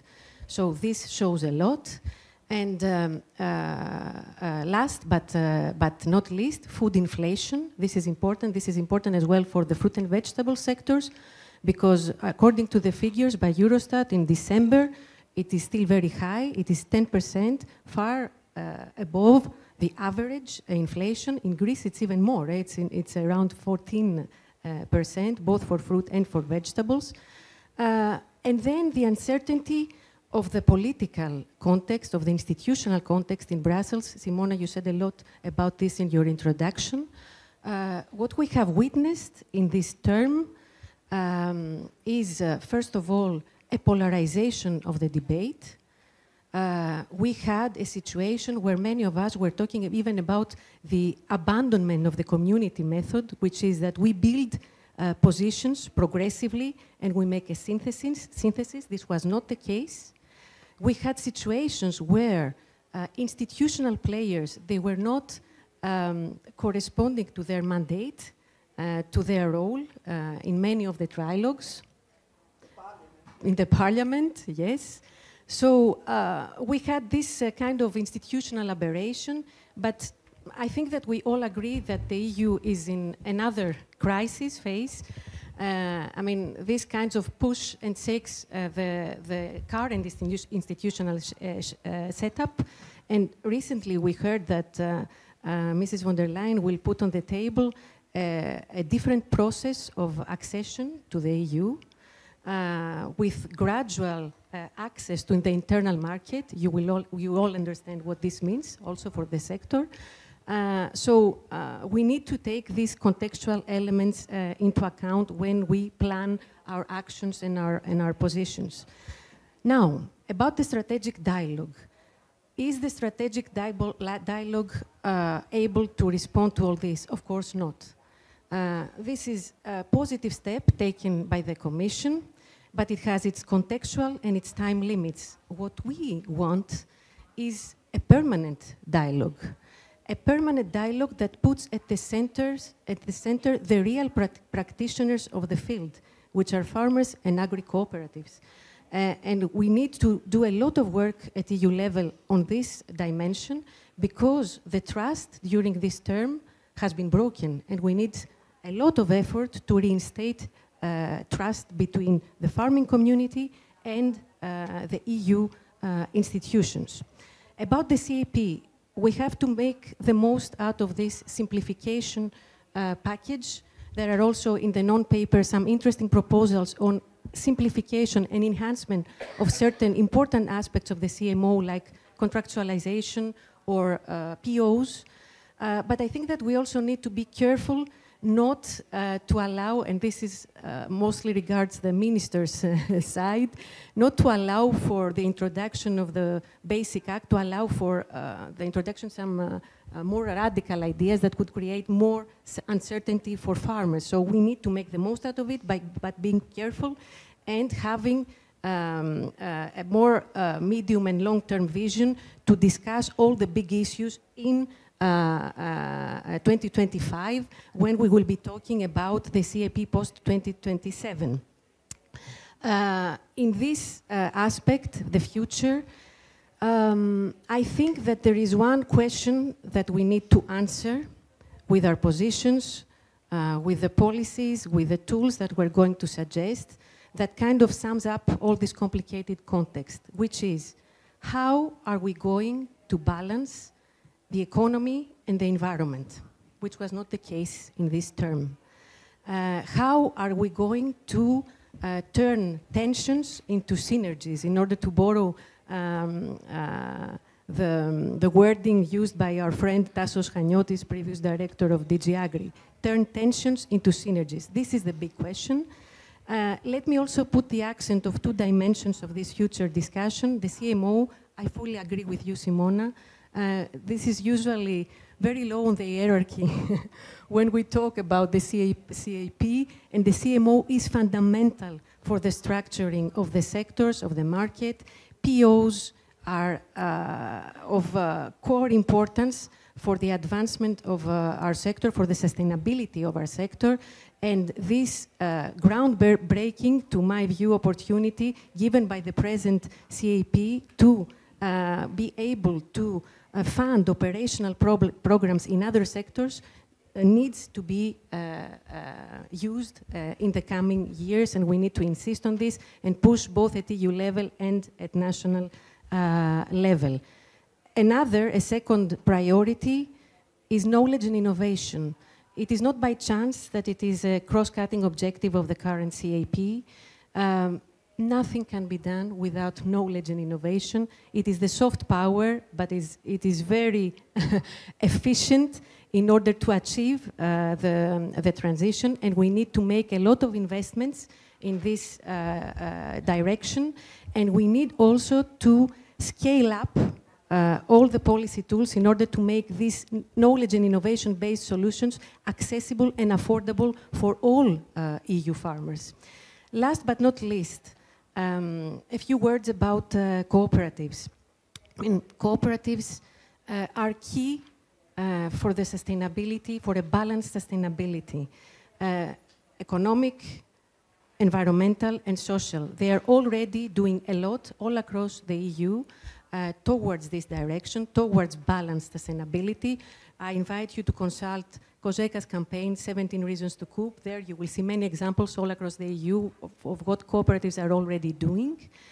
And I would like to also mention another aspect of the cooperative potential, which is not so popular when we talk about their different positive aspects, which is the fact that they are very advantageous platforms when it comes to the diffusion of knowledge and innovation to farmers, because they can do it in an environment of trust, and trust is a key word when we talk about the opening of the farming world towards knowledge and innovation solutions. And they can do it in a most efficient way because they address many farmers at the same time. Even at the level of digitalization, the efficiency that we have in terms of aggregation of data when we work within the cooperative context is radically different. It is scaled up. And final point about the EU elections. I think that these couple of months before the elections are fundamental for the future of our sector. Now that the spotlight is put on us, and we all think, I think we all share this view, that it will be part, for the first time maybe, of the debate in view of the elections, we have to use this opportunity to communicate, to educate both policymakers and citizens. Policymakers, why? Because they need to stop playing the blame game with Brussels. They need to assume their responsibility to co-produce realistic and sustainable policies for the sector. And citizens, why? They need to vote massively and to vote responsibly, because we see a threat coming from populist voices, from extreme right voices that could pose a big threat for the EU construction, but also for our sectors, because, and I mean the internal market, I mean the leading role that the EU has in the agri-food trade. So we need to be very careful on this, and we need to make all the ecosystem understand that we need more Europe and not less Europe if we want to guarantee the resilience and the sustainability of our sector. Thank you, Ellie. Great intervention. And adesso, Christian, tu naturalmente ci commenti la prospettiva con lo sguardo italiano, insomma, no? Come in Italia viene vissuta questa fase, qual è il livello del confronto e naturalmente come le nostre OP vedono lo sviluppo del nostro settore. Intanto, grazie per l'invito. Yes, thank you very much for the kind invitation. Thank you very much for the kind invitation and the work that has been done.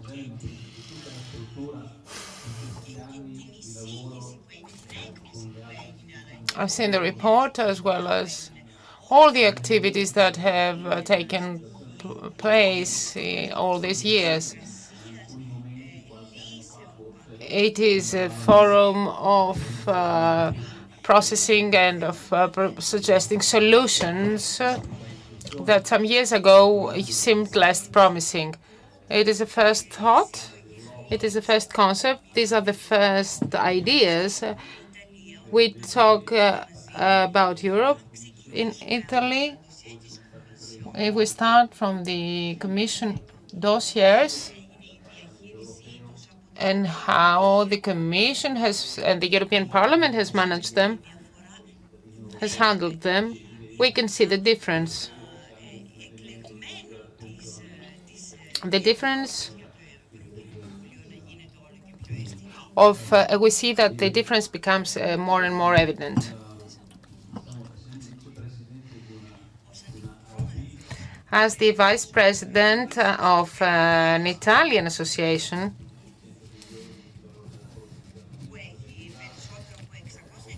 with more than 600 million production value and represents 13 organizations from different regions of Italy, that is from the majority of regions. We have seen the route that and the pathway that we followed in the last 10 years, what we have experienced with the operational plans and the various regulations. The first thought that emerged from the previous discussion was that we have to consider what financing activities we can undertake. We should not start from the theoretical concepts of CMO, but from the real challenges addressed by the manufacturing and the agricultural enterprises. This is the difficulty anyway. This is why we cannot operate based on the regulations on the operational plans. At this moment, there's an increase in expenses and expenditures. Let's think of the quality certifications and all the requirements due to the climate change. Our customers want more and more certifications. I'm trying to give an overview of the overall situation prevailing in many sectors, especially in the fruits and vegetables sector in Italy. There is another unique trait, peculiarity of this sector that we have to take into account. Our structure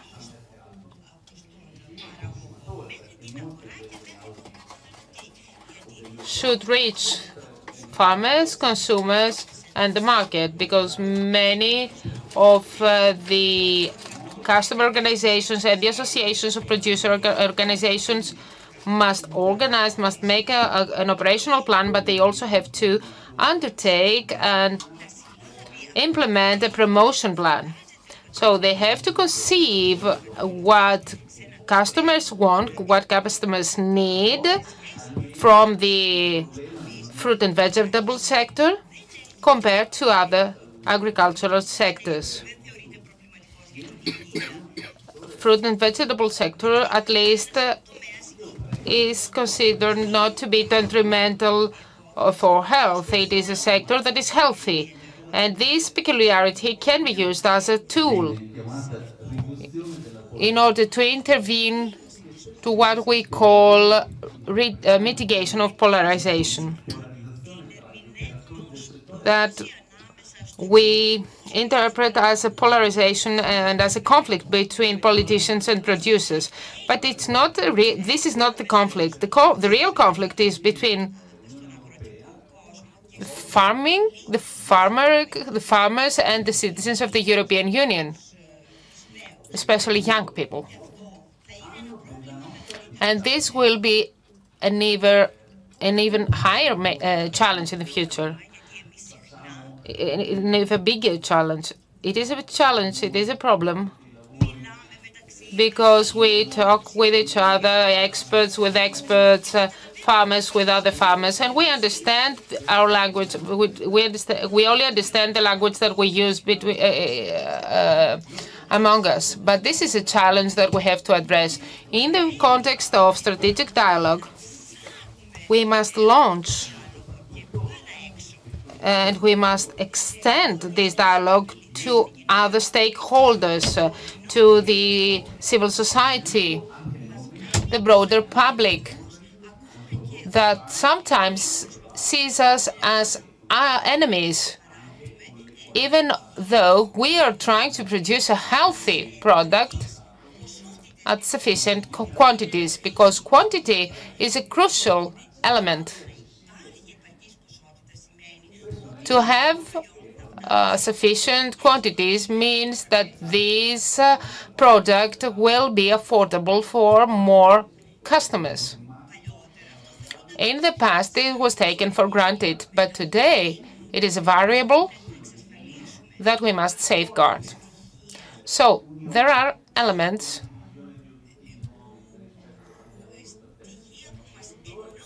that unite us in the dialogue.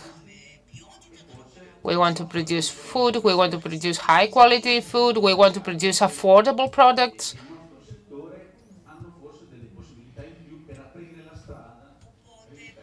And our sector must pave the pathway for compromise. We have to find common traits, common grounds. We must review and we must expand our activities covering the whole of the agricultural sector. And we must present it as an experience rather than as a challenge. The basis of the CAP, in fact, the idea we had to produce enough food with a good price and to afford all the public to have enough food and to make exchanges, to trade. And you were particularly brilliant in the Netherlands, we saw from Barlottier's slides, in incrementing the value of the operational programs and the result of that. So how do you see the future and these challenges we are facing now? Okay, thank you for inviting me here in Thessaloniki. I was here 2 years ago with our Queen and King to visit also this part of region, so I'm very proud I could come back here. Well, thank you for the compliments on the figures for the subsidy, and I think that's very important, but I think I will take you in another way also in the market. We're always talking about having subsidy or compensating for damage like the weather. Of course, we need compensation when there is a problem, but you cannot work on compensation in the future. I'm also a member of COGECA, and maybe you remember my words 2 times ago. I said to the public, to my colleagues, when the SIR was off the table, everybody was happy. We have a WhatsApp group. Well, a lot of congratulations. It was very nice. But I said to the people, please, we won the battle, but we did not win the war. Yeah. Like, look at the packages. It looks 3 weeks ago that we are winning for fruits and vegetables, and now we are losing. And we are losing that war. That's very terrible. And I think that we have to be proactive as suppliers, as growers, to the market. And we have to take care of the climate change. The European Commission will not change the climate change. They make rules which are part of the Green Deal, like the CO2. And we are sometimes against the Green Deal. But they are making rules. They want to reduce the CO2.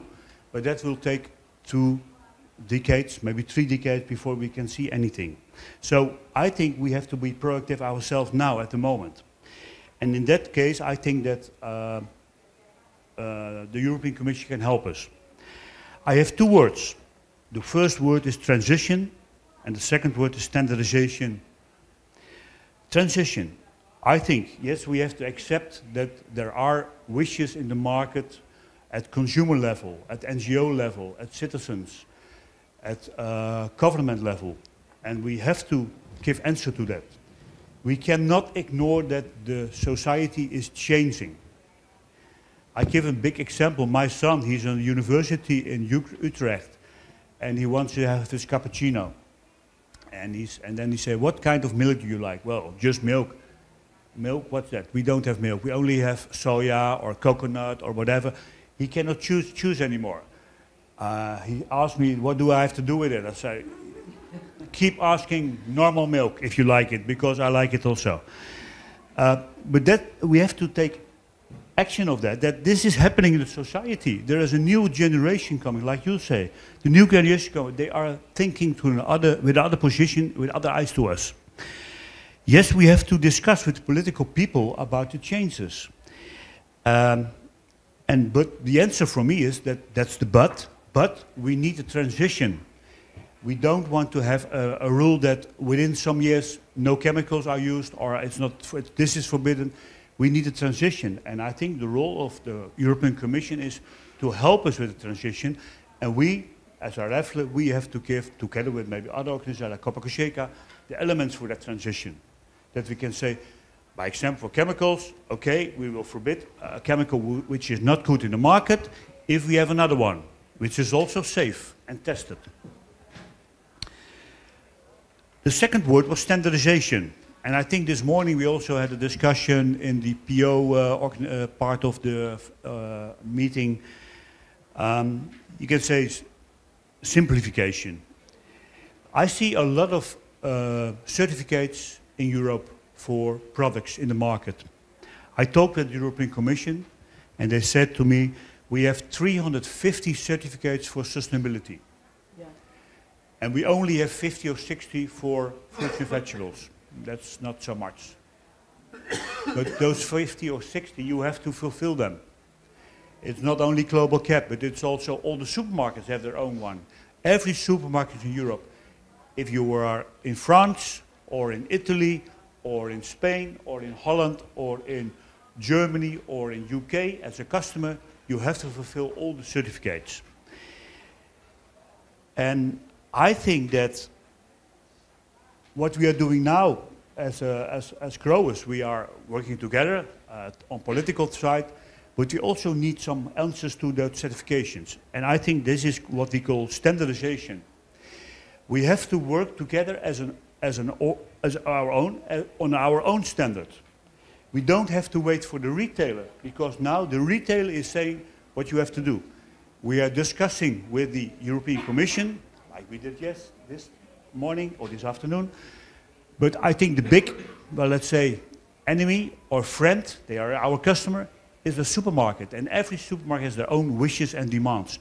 And this is where we have to work on, because this is a bigger issue than only having rules from the Commission.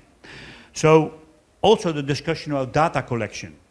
Data collection, within some years, every supermarket wants to know what you are doing, what you're spraying, what you are using in water. We can also make our own database and work together and say, you get the results of the data, not the data themselves. If you are our customer, I give you information, but only if you are my customer. Not put everything in the big database, also not in Europe. So my goal is we have to work together and make our own standard. We do it already in Freshfell. We are working on the PEFCR. Maybe that's too technical to discuss now, but these are rules for sustainability. Not a certification, but rules. And you can use the same rules, so about what is CO2. There are more than 50 tools to measure CO2. Have one tool, that's enough, which is the same, giving the same result for you in south or for me in the north. And I think this is what we have to do ourselves. So we need a sector standard, and I think the role of the European Commission is that they can help us to provide this, to come to a standard, and not giving only questions, but also help us, but we have to ask the right questions to them. I think this is my two things, transition and standardization. Thank you, Richard. It was very clear. And I think it's also interesting considering that we attended the civil dialogue group on CAP during the seminar dedicated by the Commission on Sustainability. And now DG Agri is thinking about in the next CAP to pay something for certifications, considering also private certification. But the problem is what you said.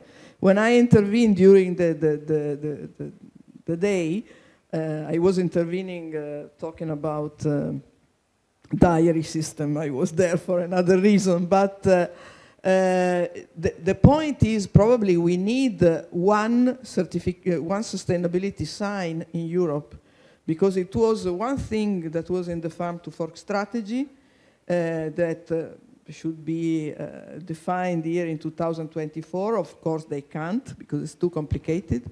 But the idea of having 10, 12, or 100 standards is really terrifying.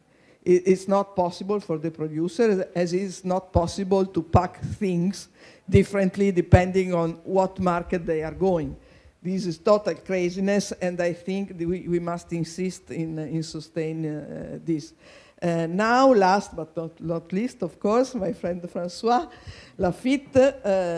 François, the French perspective, la perspective française, vous avez eu un moment très, très important pendant les salons d'agriculture.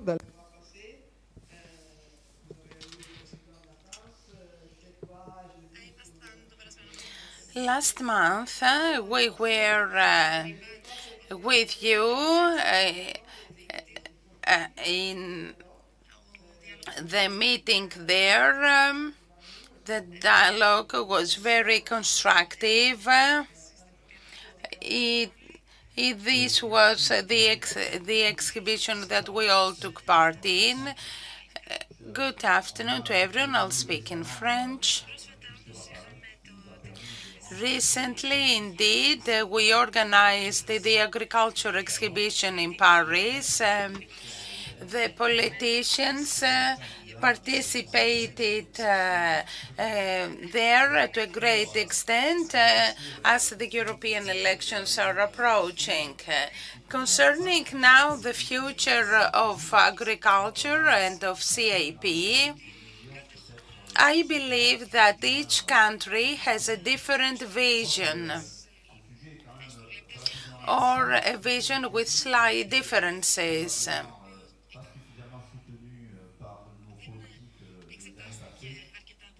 This is an issue that wasn't analyzed extensively by our politicians.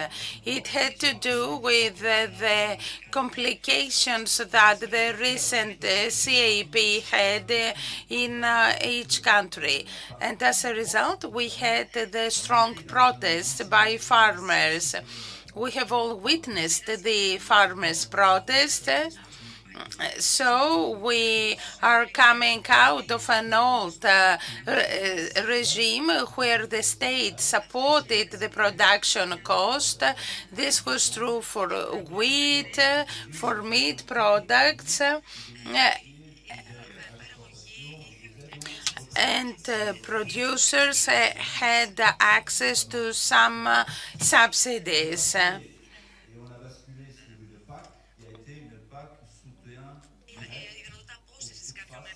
And there was also the possibility to withdraw some products. I think this possibility existed in Greece as well. There was also the regulation concerning the breeding animals, the feeding stock.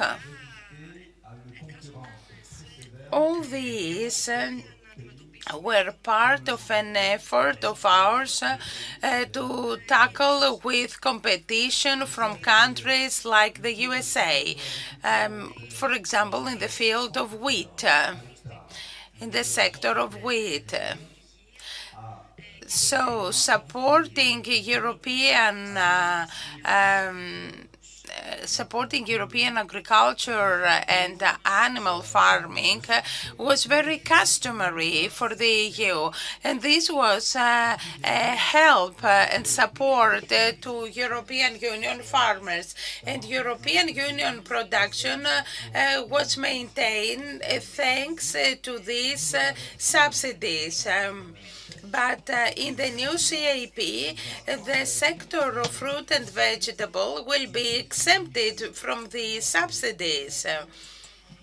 So now we will have to enter a process of financing actions of high quality, of standardization, of improving quality, and commercialization and protection of the environment. The fruit and vegetable sector was the first sector that had to face some limitations and curtailment concerning the environment. There had to be these restrictions in order to protect the environment. This has caused all these strong protests in several European Union countries, in Greece, in the Netherlands, in France, in Italy, elsewhere. According to the new CAP, the farmers have to face this curtailment because of the protection of the environment. That is, they have some administrative limitations and field rotation in order to be able to benefit from the new CAP. This is where the problem lies, in my view. When we talk about the CAP simplification, this means to abolish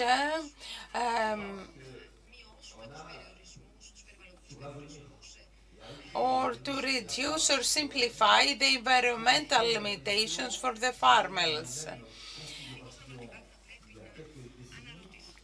In the future, concerning CAP, we should wonder whether we're going to be in the same situation than as we used to be 10 years ago. The whole globe is changing, the political conditions are changing, the political circumstances are unsteady.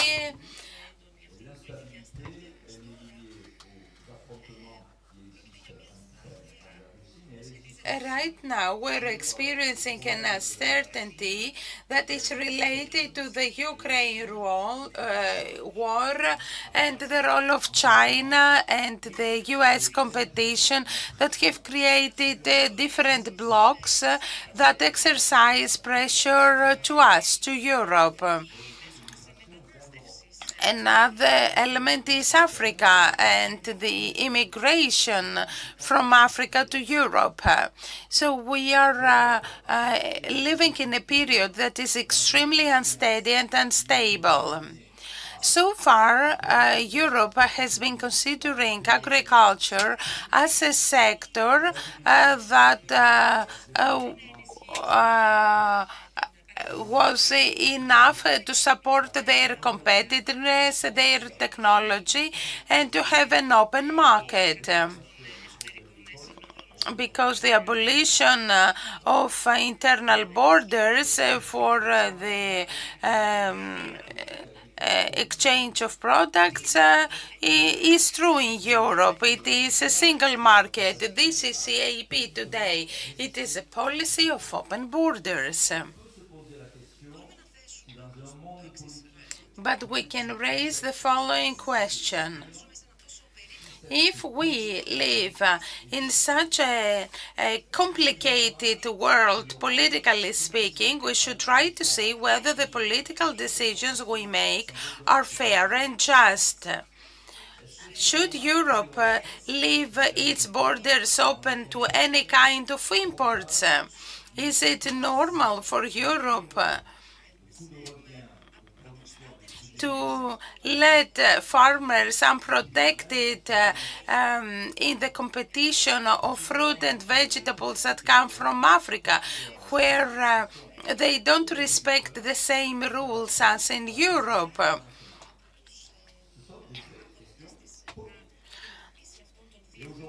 Is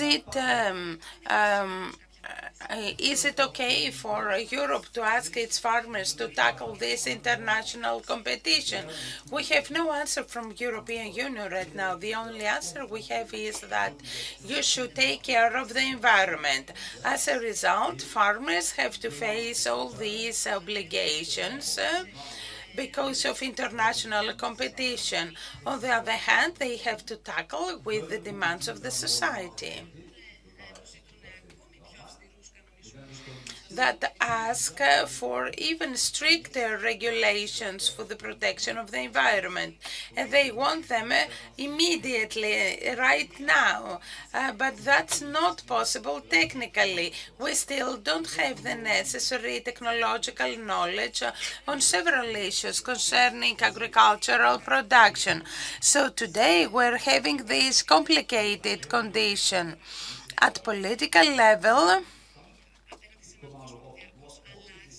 the politicians don't make decisions about the world that is changing, and they should protect their farmers.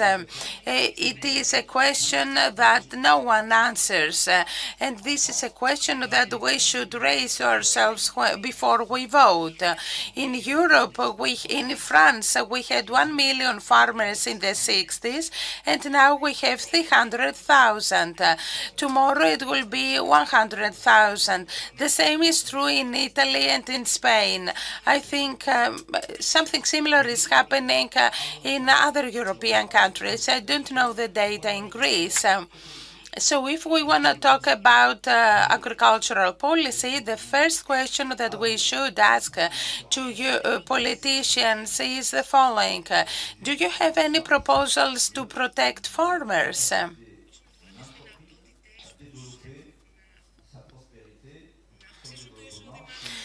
To help them increase their income, to help them invest in their sector.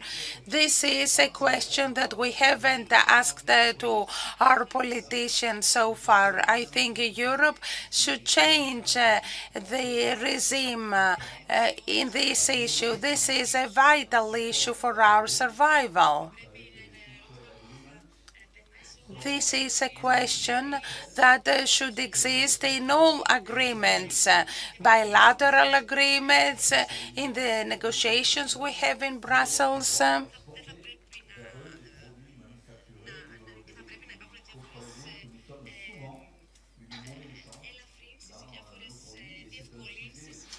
There must be some facilitations in countries that face specific problems. For example, the lack of labor force and land workers.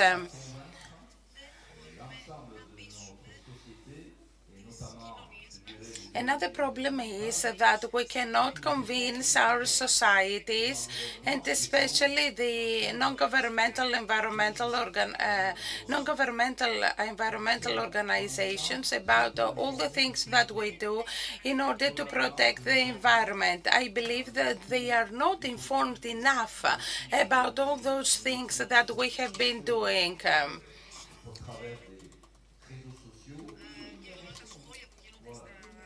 All those comments that exist on social media make it clear that no one talks about the innovations that we have made. No one writes about the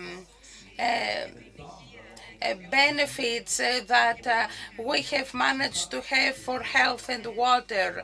In France, for example, we reduced the presence of nitrates in water, in drinkable water.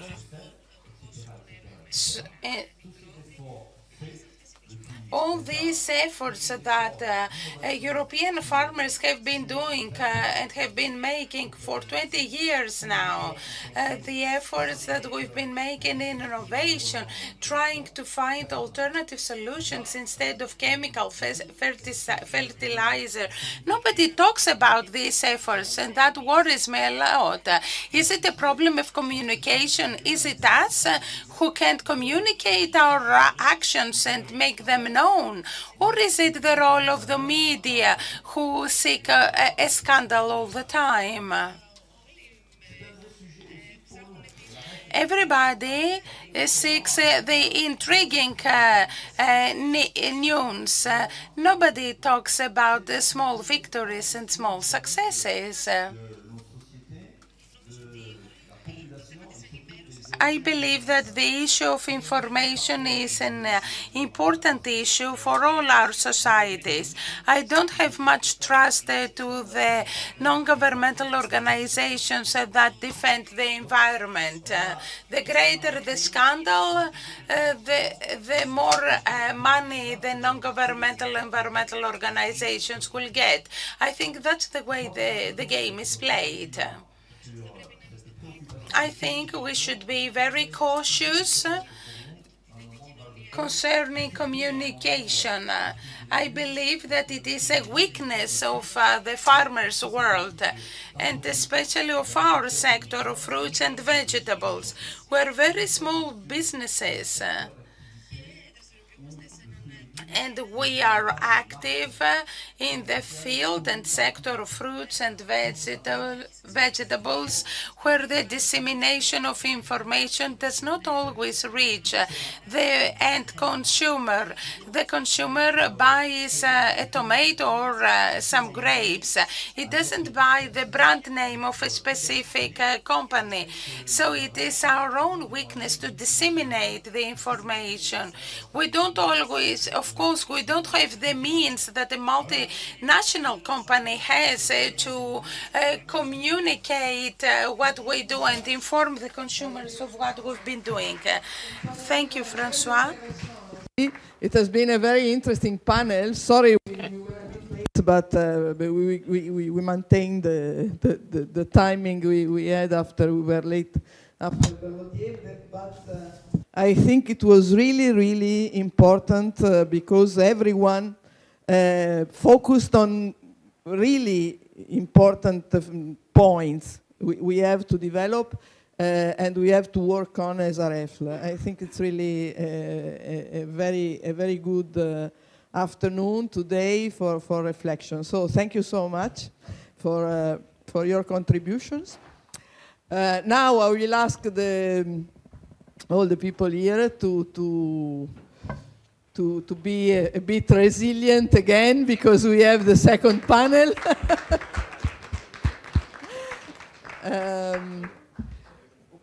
Okay, we have the second group here talking about water. As we discussed this morning, water is one of the most complicated challenges we will have to face in the near future.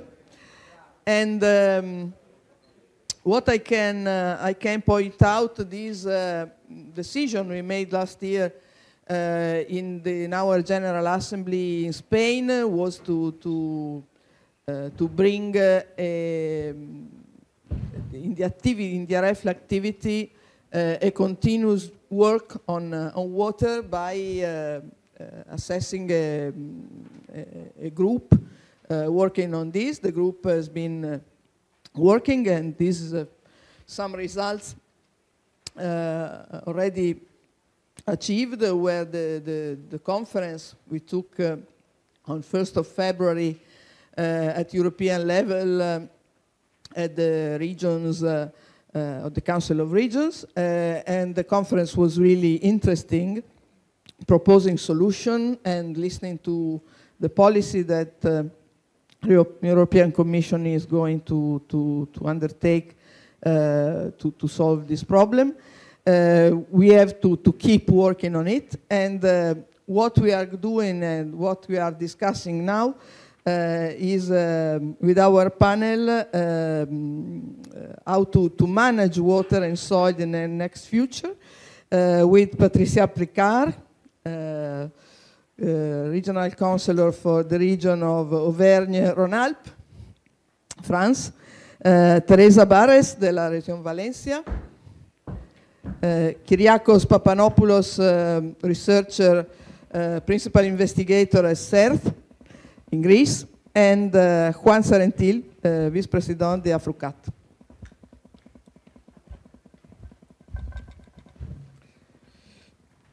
Well, Teresa, yo penso de empezar contigo porque es la... Τερέζα, θα ξεκινήσω μαζί σου, γιατί η Valencia, we'll start with you, Teresa, because Valencia was the region that started, launched this initiative on water. I know that you're working hard to this direction. You are carrying out research, so you have the floor. May you explain us what you're doing in your region and what do you believe will happen in the future? First of all, I would like to thank you for giving me the opportunity to participate in this panel, in this round table. Indeed, it is an initiative, as water is a fundamental issue for all. We have prepared a short presentation for everybody. It's available to all of you. On the one hand, there is a group of experts, of researchers who have carried out an analysis based on a simple model. All these issues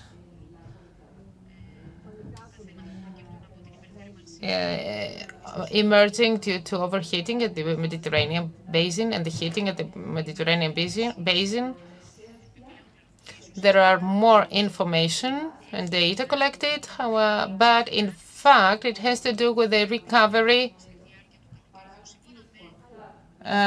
with the heavy rainfalls during summer. So this is how we are going to be able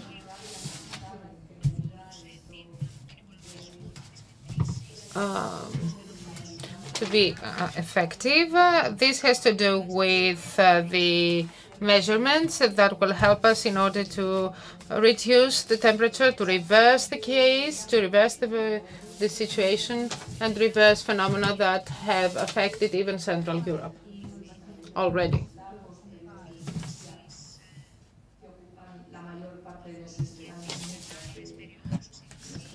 We are also seeing what is going to happen with the drought periods.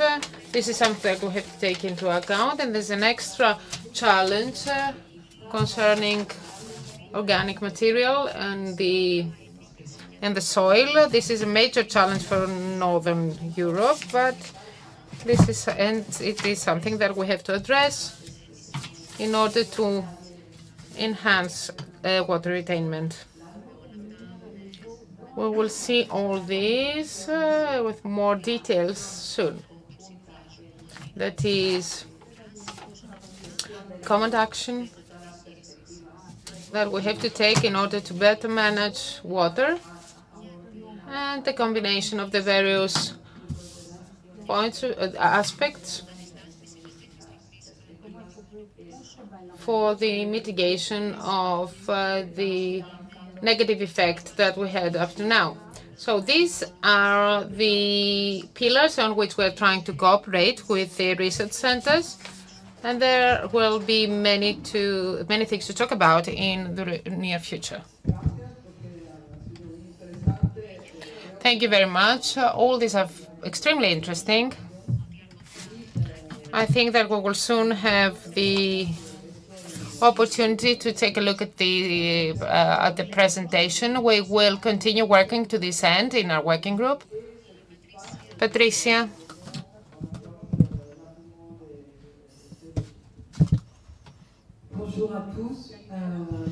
Now has the floor. Good afternoon. Thank you very much for the kind invitation to the AREFLH General Assembly. I'm very happy to discover the real Central Macedonia, this region, and I'm very happy for having all these nice discussions on the agricultural world and the European policies. It's the first time I participate in such a meeting. With regards to Auvergne-Rhône region and Alpes, I could bring a map to show you the relief. There's a region at Auvergne where we have volcanoes. They are closer to water. We also have a mountainous area, the Alps, and there is another region, another area that is closer to the south. So each of these three areas, these three basins, if we might say, have different needs and different traits in terms of water. But we have realized after the many meetings that we're holding with producers, we're trying to be close to them, we're trying to listen to them and to identify their needs. And as a region, we want to identify what is at stake. First of all, we want to see how we can accompany and how we can help producers to have enough water resources, but at the same time, these water resources to be affordable. That is, we want to help producers and guide them towards robotics, toward automation, the irrigation and watering technologies.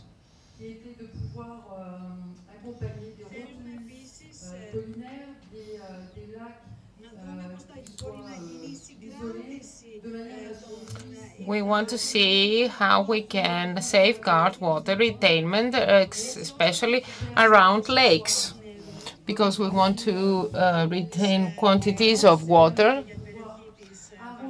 As you said, the same as with the Valencia region. So we want to water the soil, we want to retain the humidity, the moisture of water, and this, of course, will support the cultivation of specific species. There are two aspects in innovation.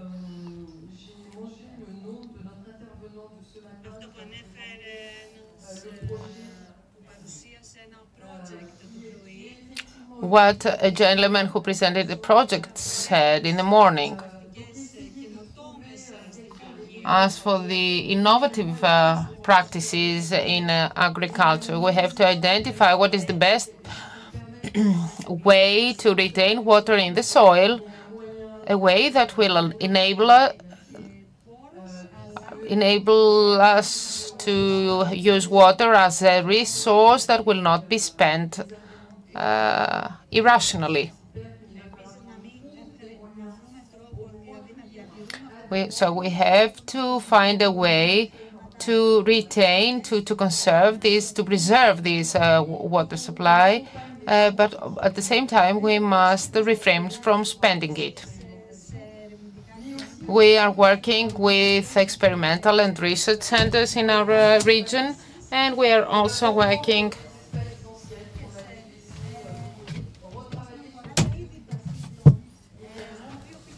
and we're focusing on biodiversity and kinds of species because there are species that are more adequate.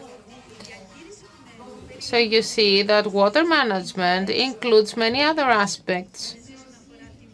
It's multifactorial. We review biodiversity as well, so that we can take advantage of all our available resources. We have different needs in different stages of production and in different periods of production. So you see that it's an ongoing discussion. It's a multi-aspected discussion. The funds invested in cultivations as well as in experiments are increasing all the time. We want to invest in prevention rather than restoration. Thank you very much. We are following the discussion that take place in AREFLH, and because we're very interested in what in your activities. Thank you very much for this short presentation. You can help us also to understand what we can do. Waste for Soil is one of our projects, is one of the Horizon project that involve AREFLH. I think these are really great occasions, not only to investigate or to research, but in particular as AREFLH, we are very interested in diffusing the results, in making the best practices and all the results of this study something useful for our organization and for our farmers. Please. Yeah, the floor is yours. So thank you first of all for the invitation. I will try to be brief. Indeed, I will start with what you said in the end, that a lot of things is about dissemination and raising awareness. At least in our country here in Greece, we cannot measure it exactly, but the level of awareness about soil issues is far, far less. Maybe for water issues is a bit higher, let's say, but soil is very, very little. Waste for Soil is a project that indeed is stemming and is funded by the Soil Mission that the European Commission has initiated. It's an array of projects that look at the soil health.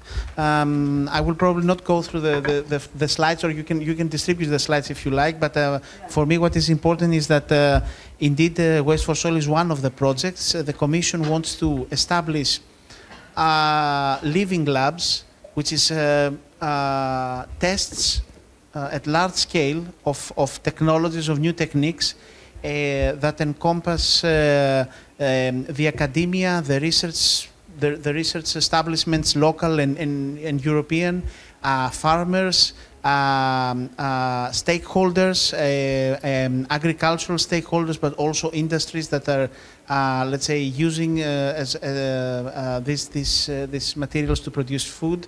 Waste for Soil is focusing on the residues for food waste from food residues, but not the residues, the kind of, we think, let's say, from the table, but from food processing. And this is our focus. We have 27 partners altogether. It's a very large consortium.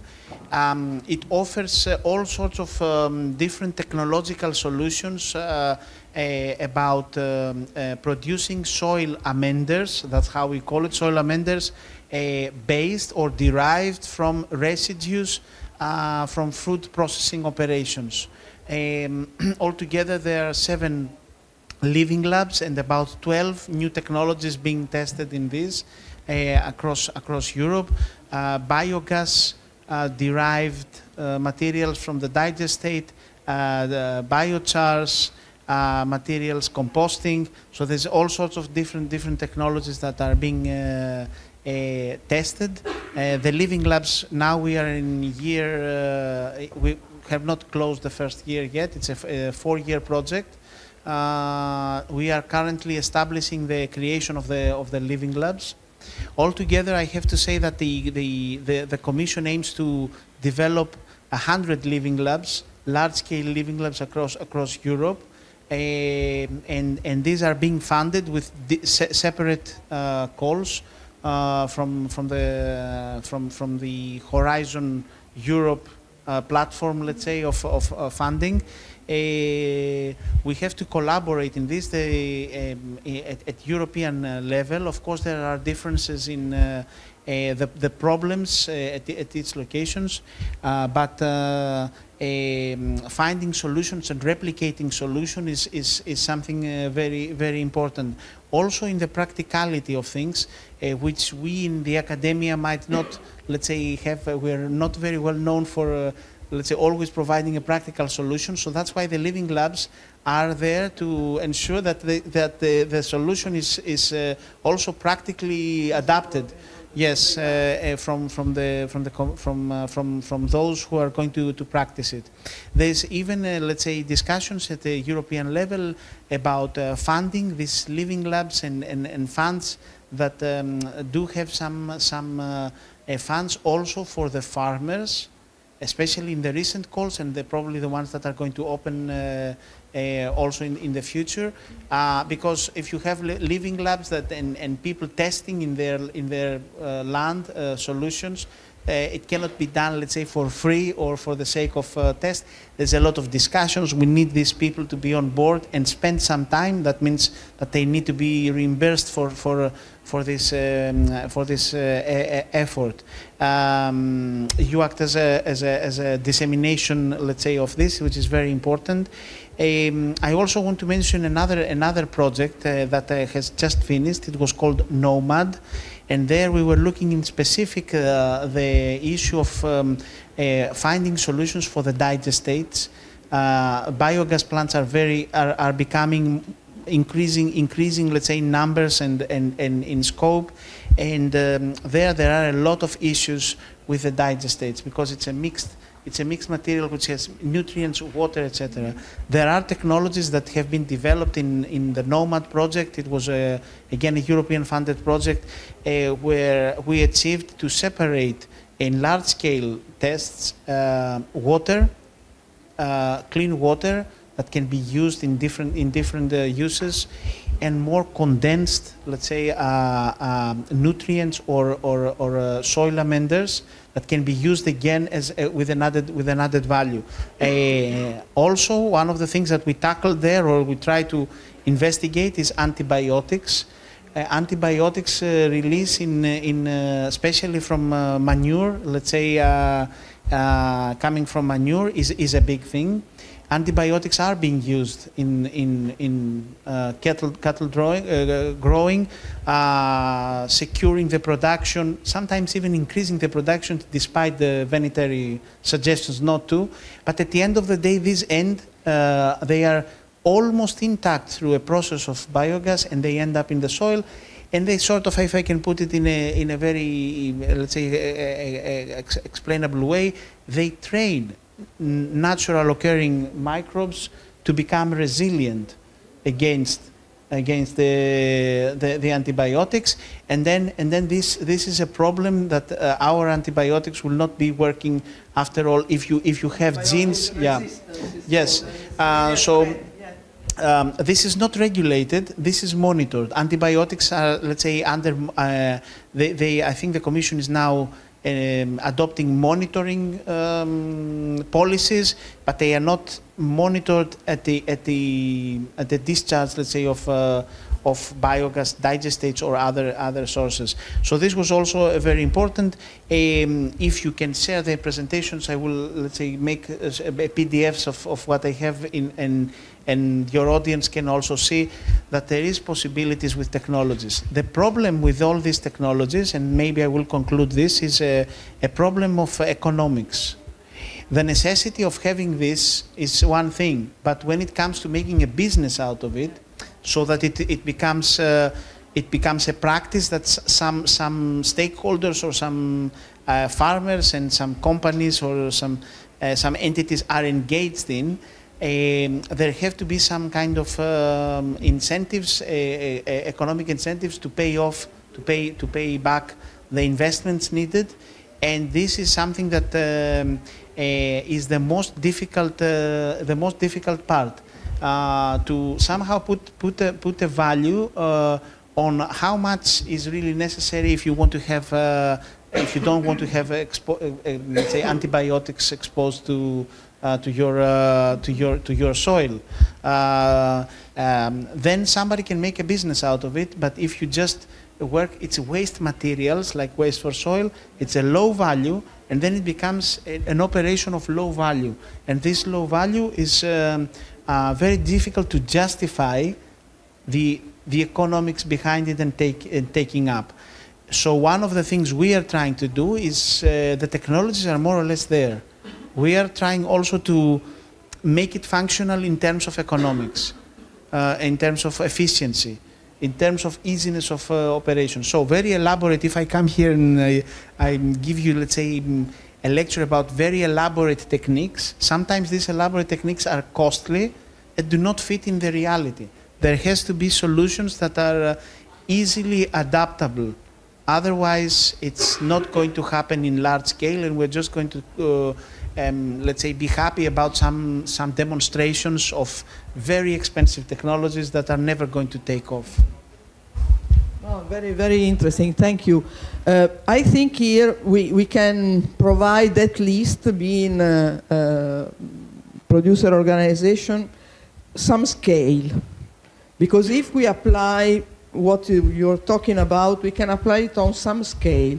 Because normally when we talk agriculture around, the problem is still that the fragmentation of the farmers and so on. Here in the fruit and vegetable, and here in this room, we have an organized system that aggregates lots of farmers. So everything we do can be scaled up a bit. Sometimes it's not sufficient, but sometimes it is, or can be done with a kind of circular economy inside cooperatives, for example, because with another jacket, I'm president of a dairy group in Italy. So when you talked about digestate, it's my comes to me immediately. I think Repower EU of the European Union, which has biomethane, which is one of the main topics that is supported, can help us to create the condition to do digestate in a correct way, on a correct scale, to be also economical. And in particular, many national legislation on digestate have been advanced recently. In Italy, for example, you barely could use digestate until a year ago. Then, after Power EU, everybody wake up. So they understood they have to consider that digestate can amend the soil effectively and can be an interesting tool. Then there is the antibiotic problem you pose, because I was talking about this with one Italian scientist, pretty famous, Ilaria Capua, that was talking about the One Health concept, on the fact that, yes, antibiotic resistance will kill more people in 2050 than cancer. I was really impressed by that presentation, because antibiotic resistance is already creating lots of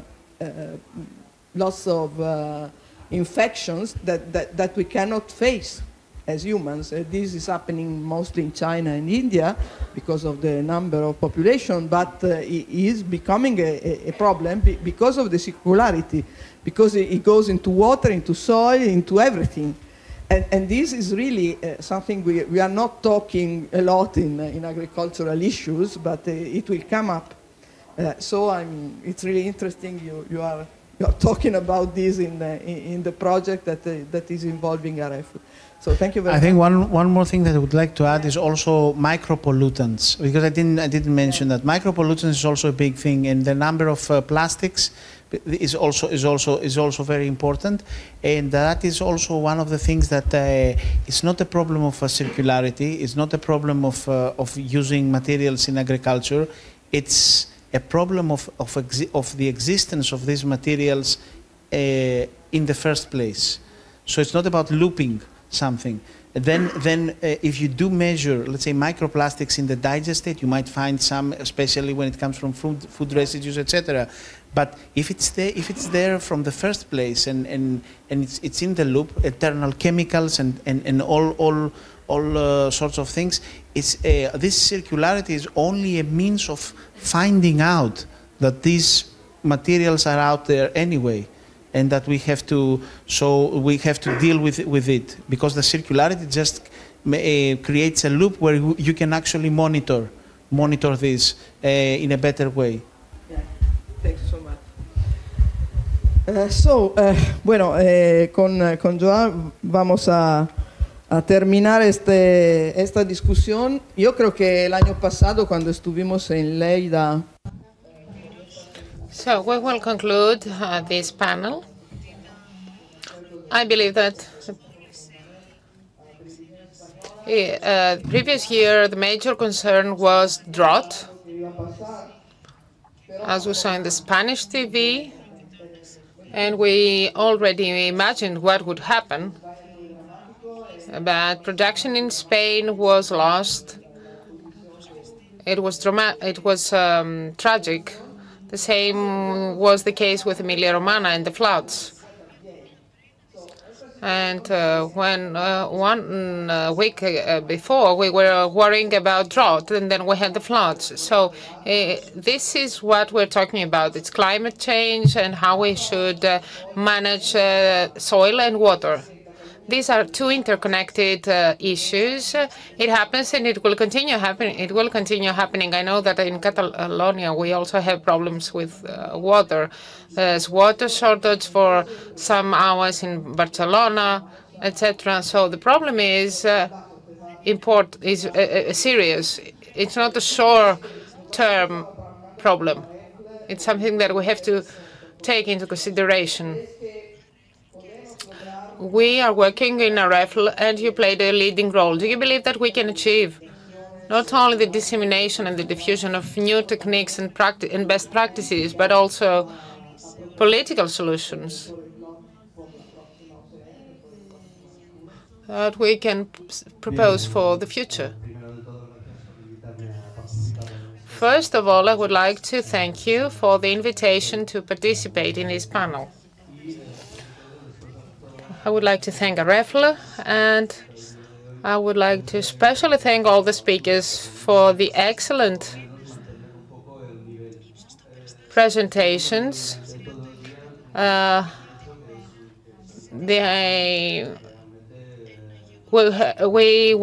have been discussing for a topic, the topic of climate change,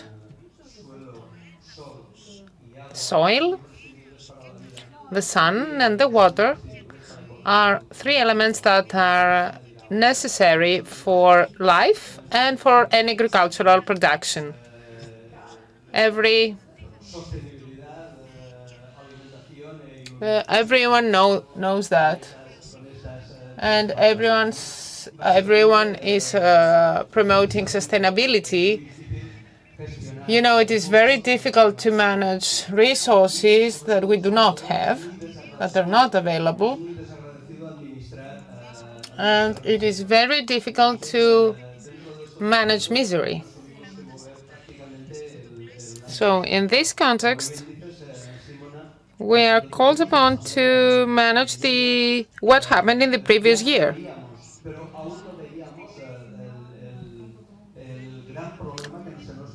When we met in Lleida, we couldn't forecast, we couldn't predict what was coming.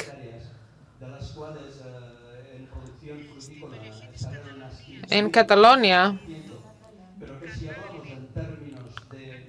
that has the canal irrigating 150,000 hectares, we were talking about many producers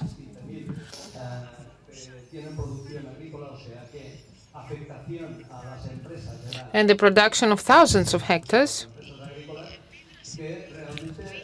And the effect of climate change on the agricultural production enterprises and the campaigns that we had implemented made us realize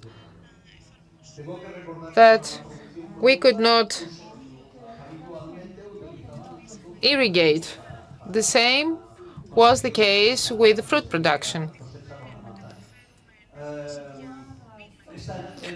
And the apple production, for example. We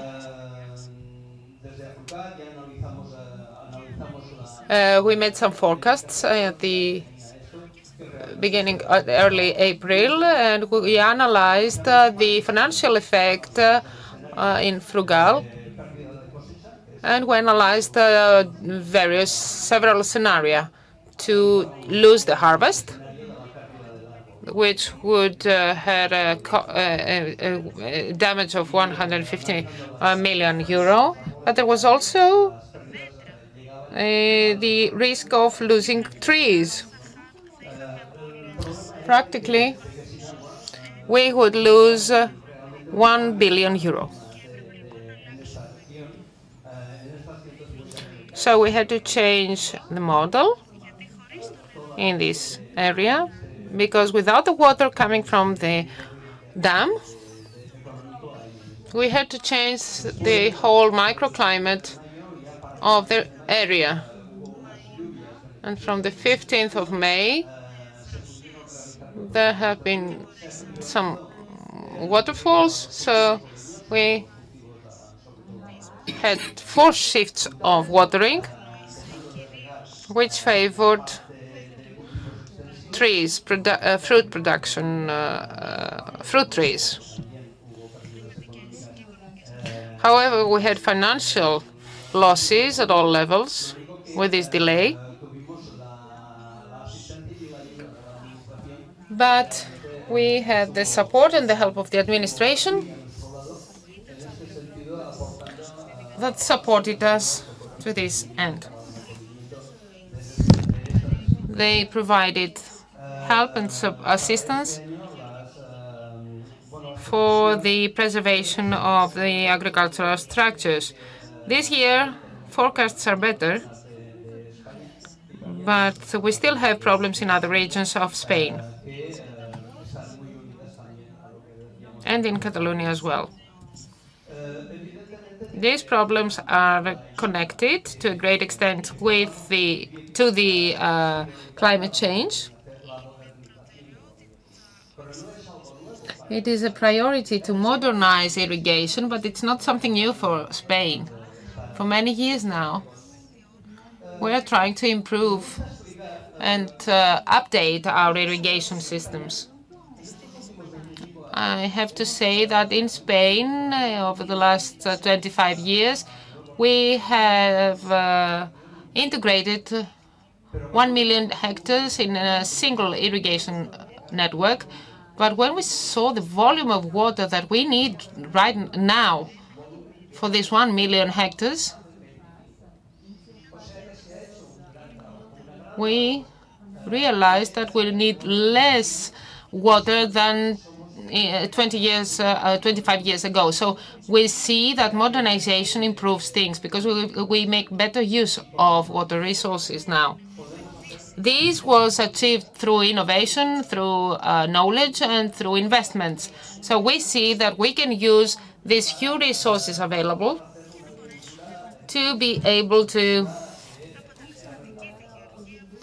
make our agriculture more effective and more cost-effective for our producers.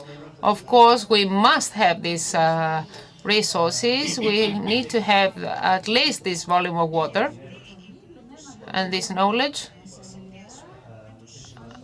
along with the financial resources, will help us improve at several levels. Of course, we need a change of mindset in northern Greece. They have northern Europe. They have to understand that it's not only a problem of southern Europe, but when we talk about climate change, we don't only talk about the Mediterranean basin. We're talking about northern regions of the EU as well that are also affected by it. We saw that other regions of northern France, for example, are affected. Regions that have a big river that is full of water, but they cannot use the water, this water resource, and to use it for irrigation. We need these resources, but it's not the only thing that we need. But they are imperative for all our activities. Without renewing our resources, the future is, we don't have a future. In order to have this renewal, we need young people involved.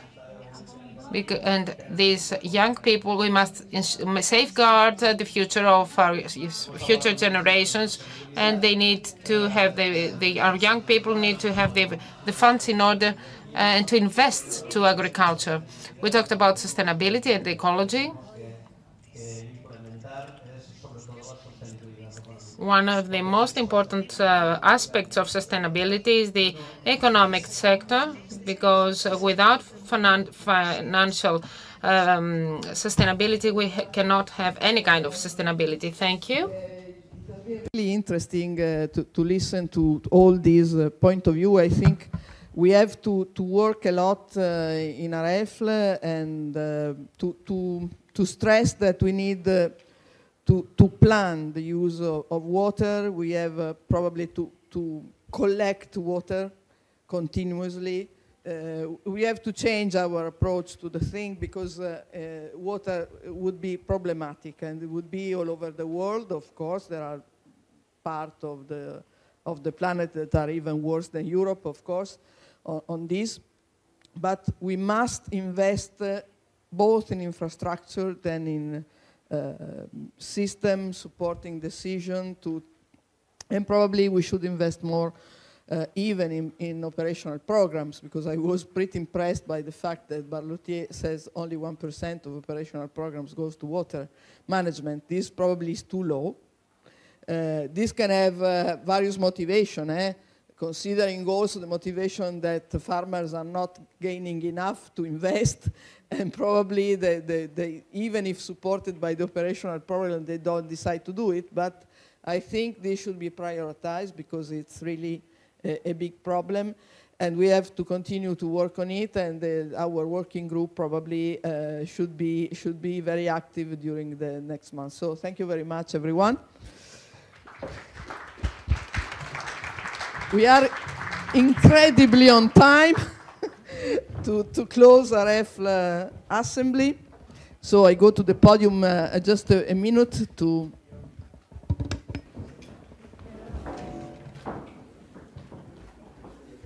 So I don't pretend to wrap up such a fantastic day, because it was really interesting this morning and also this afternoon. Personally, I had some suggestions that really impressed me, also in the way to approach things for the coming elections. And I think today we made a precious discussion and confrontation. It's always beautiful to me in AREFLH to see how much we can do together, how this intelligence that there is in this house, the technical knowledge, all the passion we have for fruit and vegetables can be put together in order to get more results. As you can see, AREFLH stay very engaged in research and innovation is one of our points. We should stay engaged of course, the results, in passing the results into our normal practices. We should stay vigilant on policies. We should insist in defending our point, but in particular, we should stay together and let the family grow. So thank you very much for attending the conference. Thank you for this being so attentive all over the time. The General Assembly now is finished, and I give you two practical instruction. Next year we see each other in Valencia, so it would be March probably, and tomorrow morning we see each other at 8:15 here in front of this hotel in order to go with the buses to the visit on the field. And so 8:15. And now the cocktail probably is outside. So thank you very much once again, and see you tomorrow.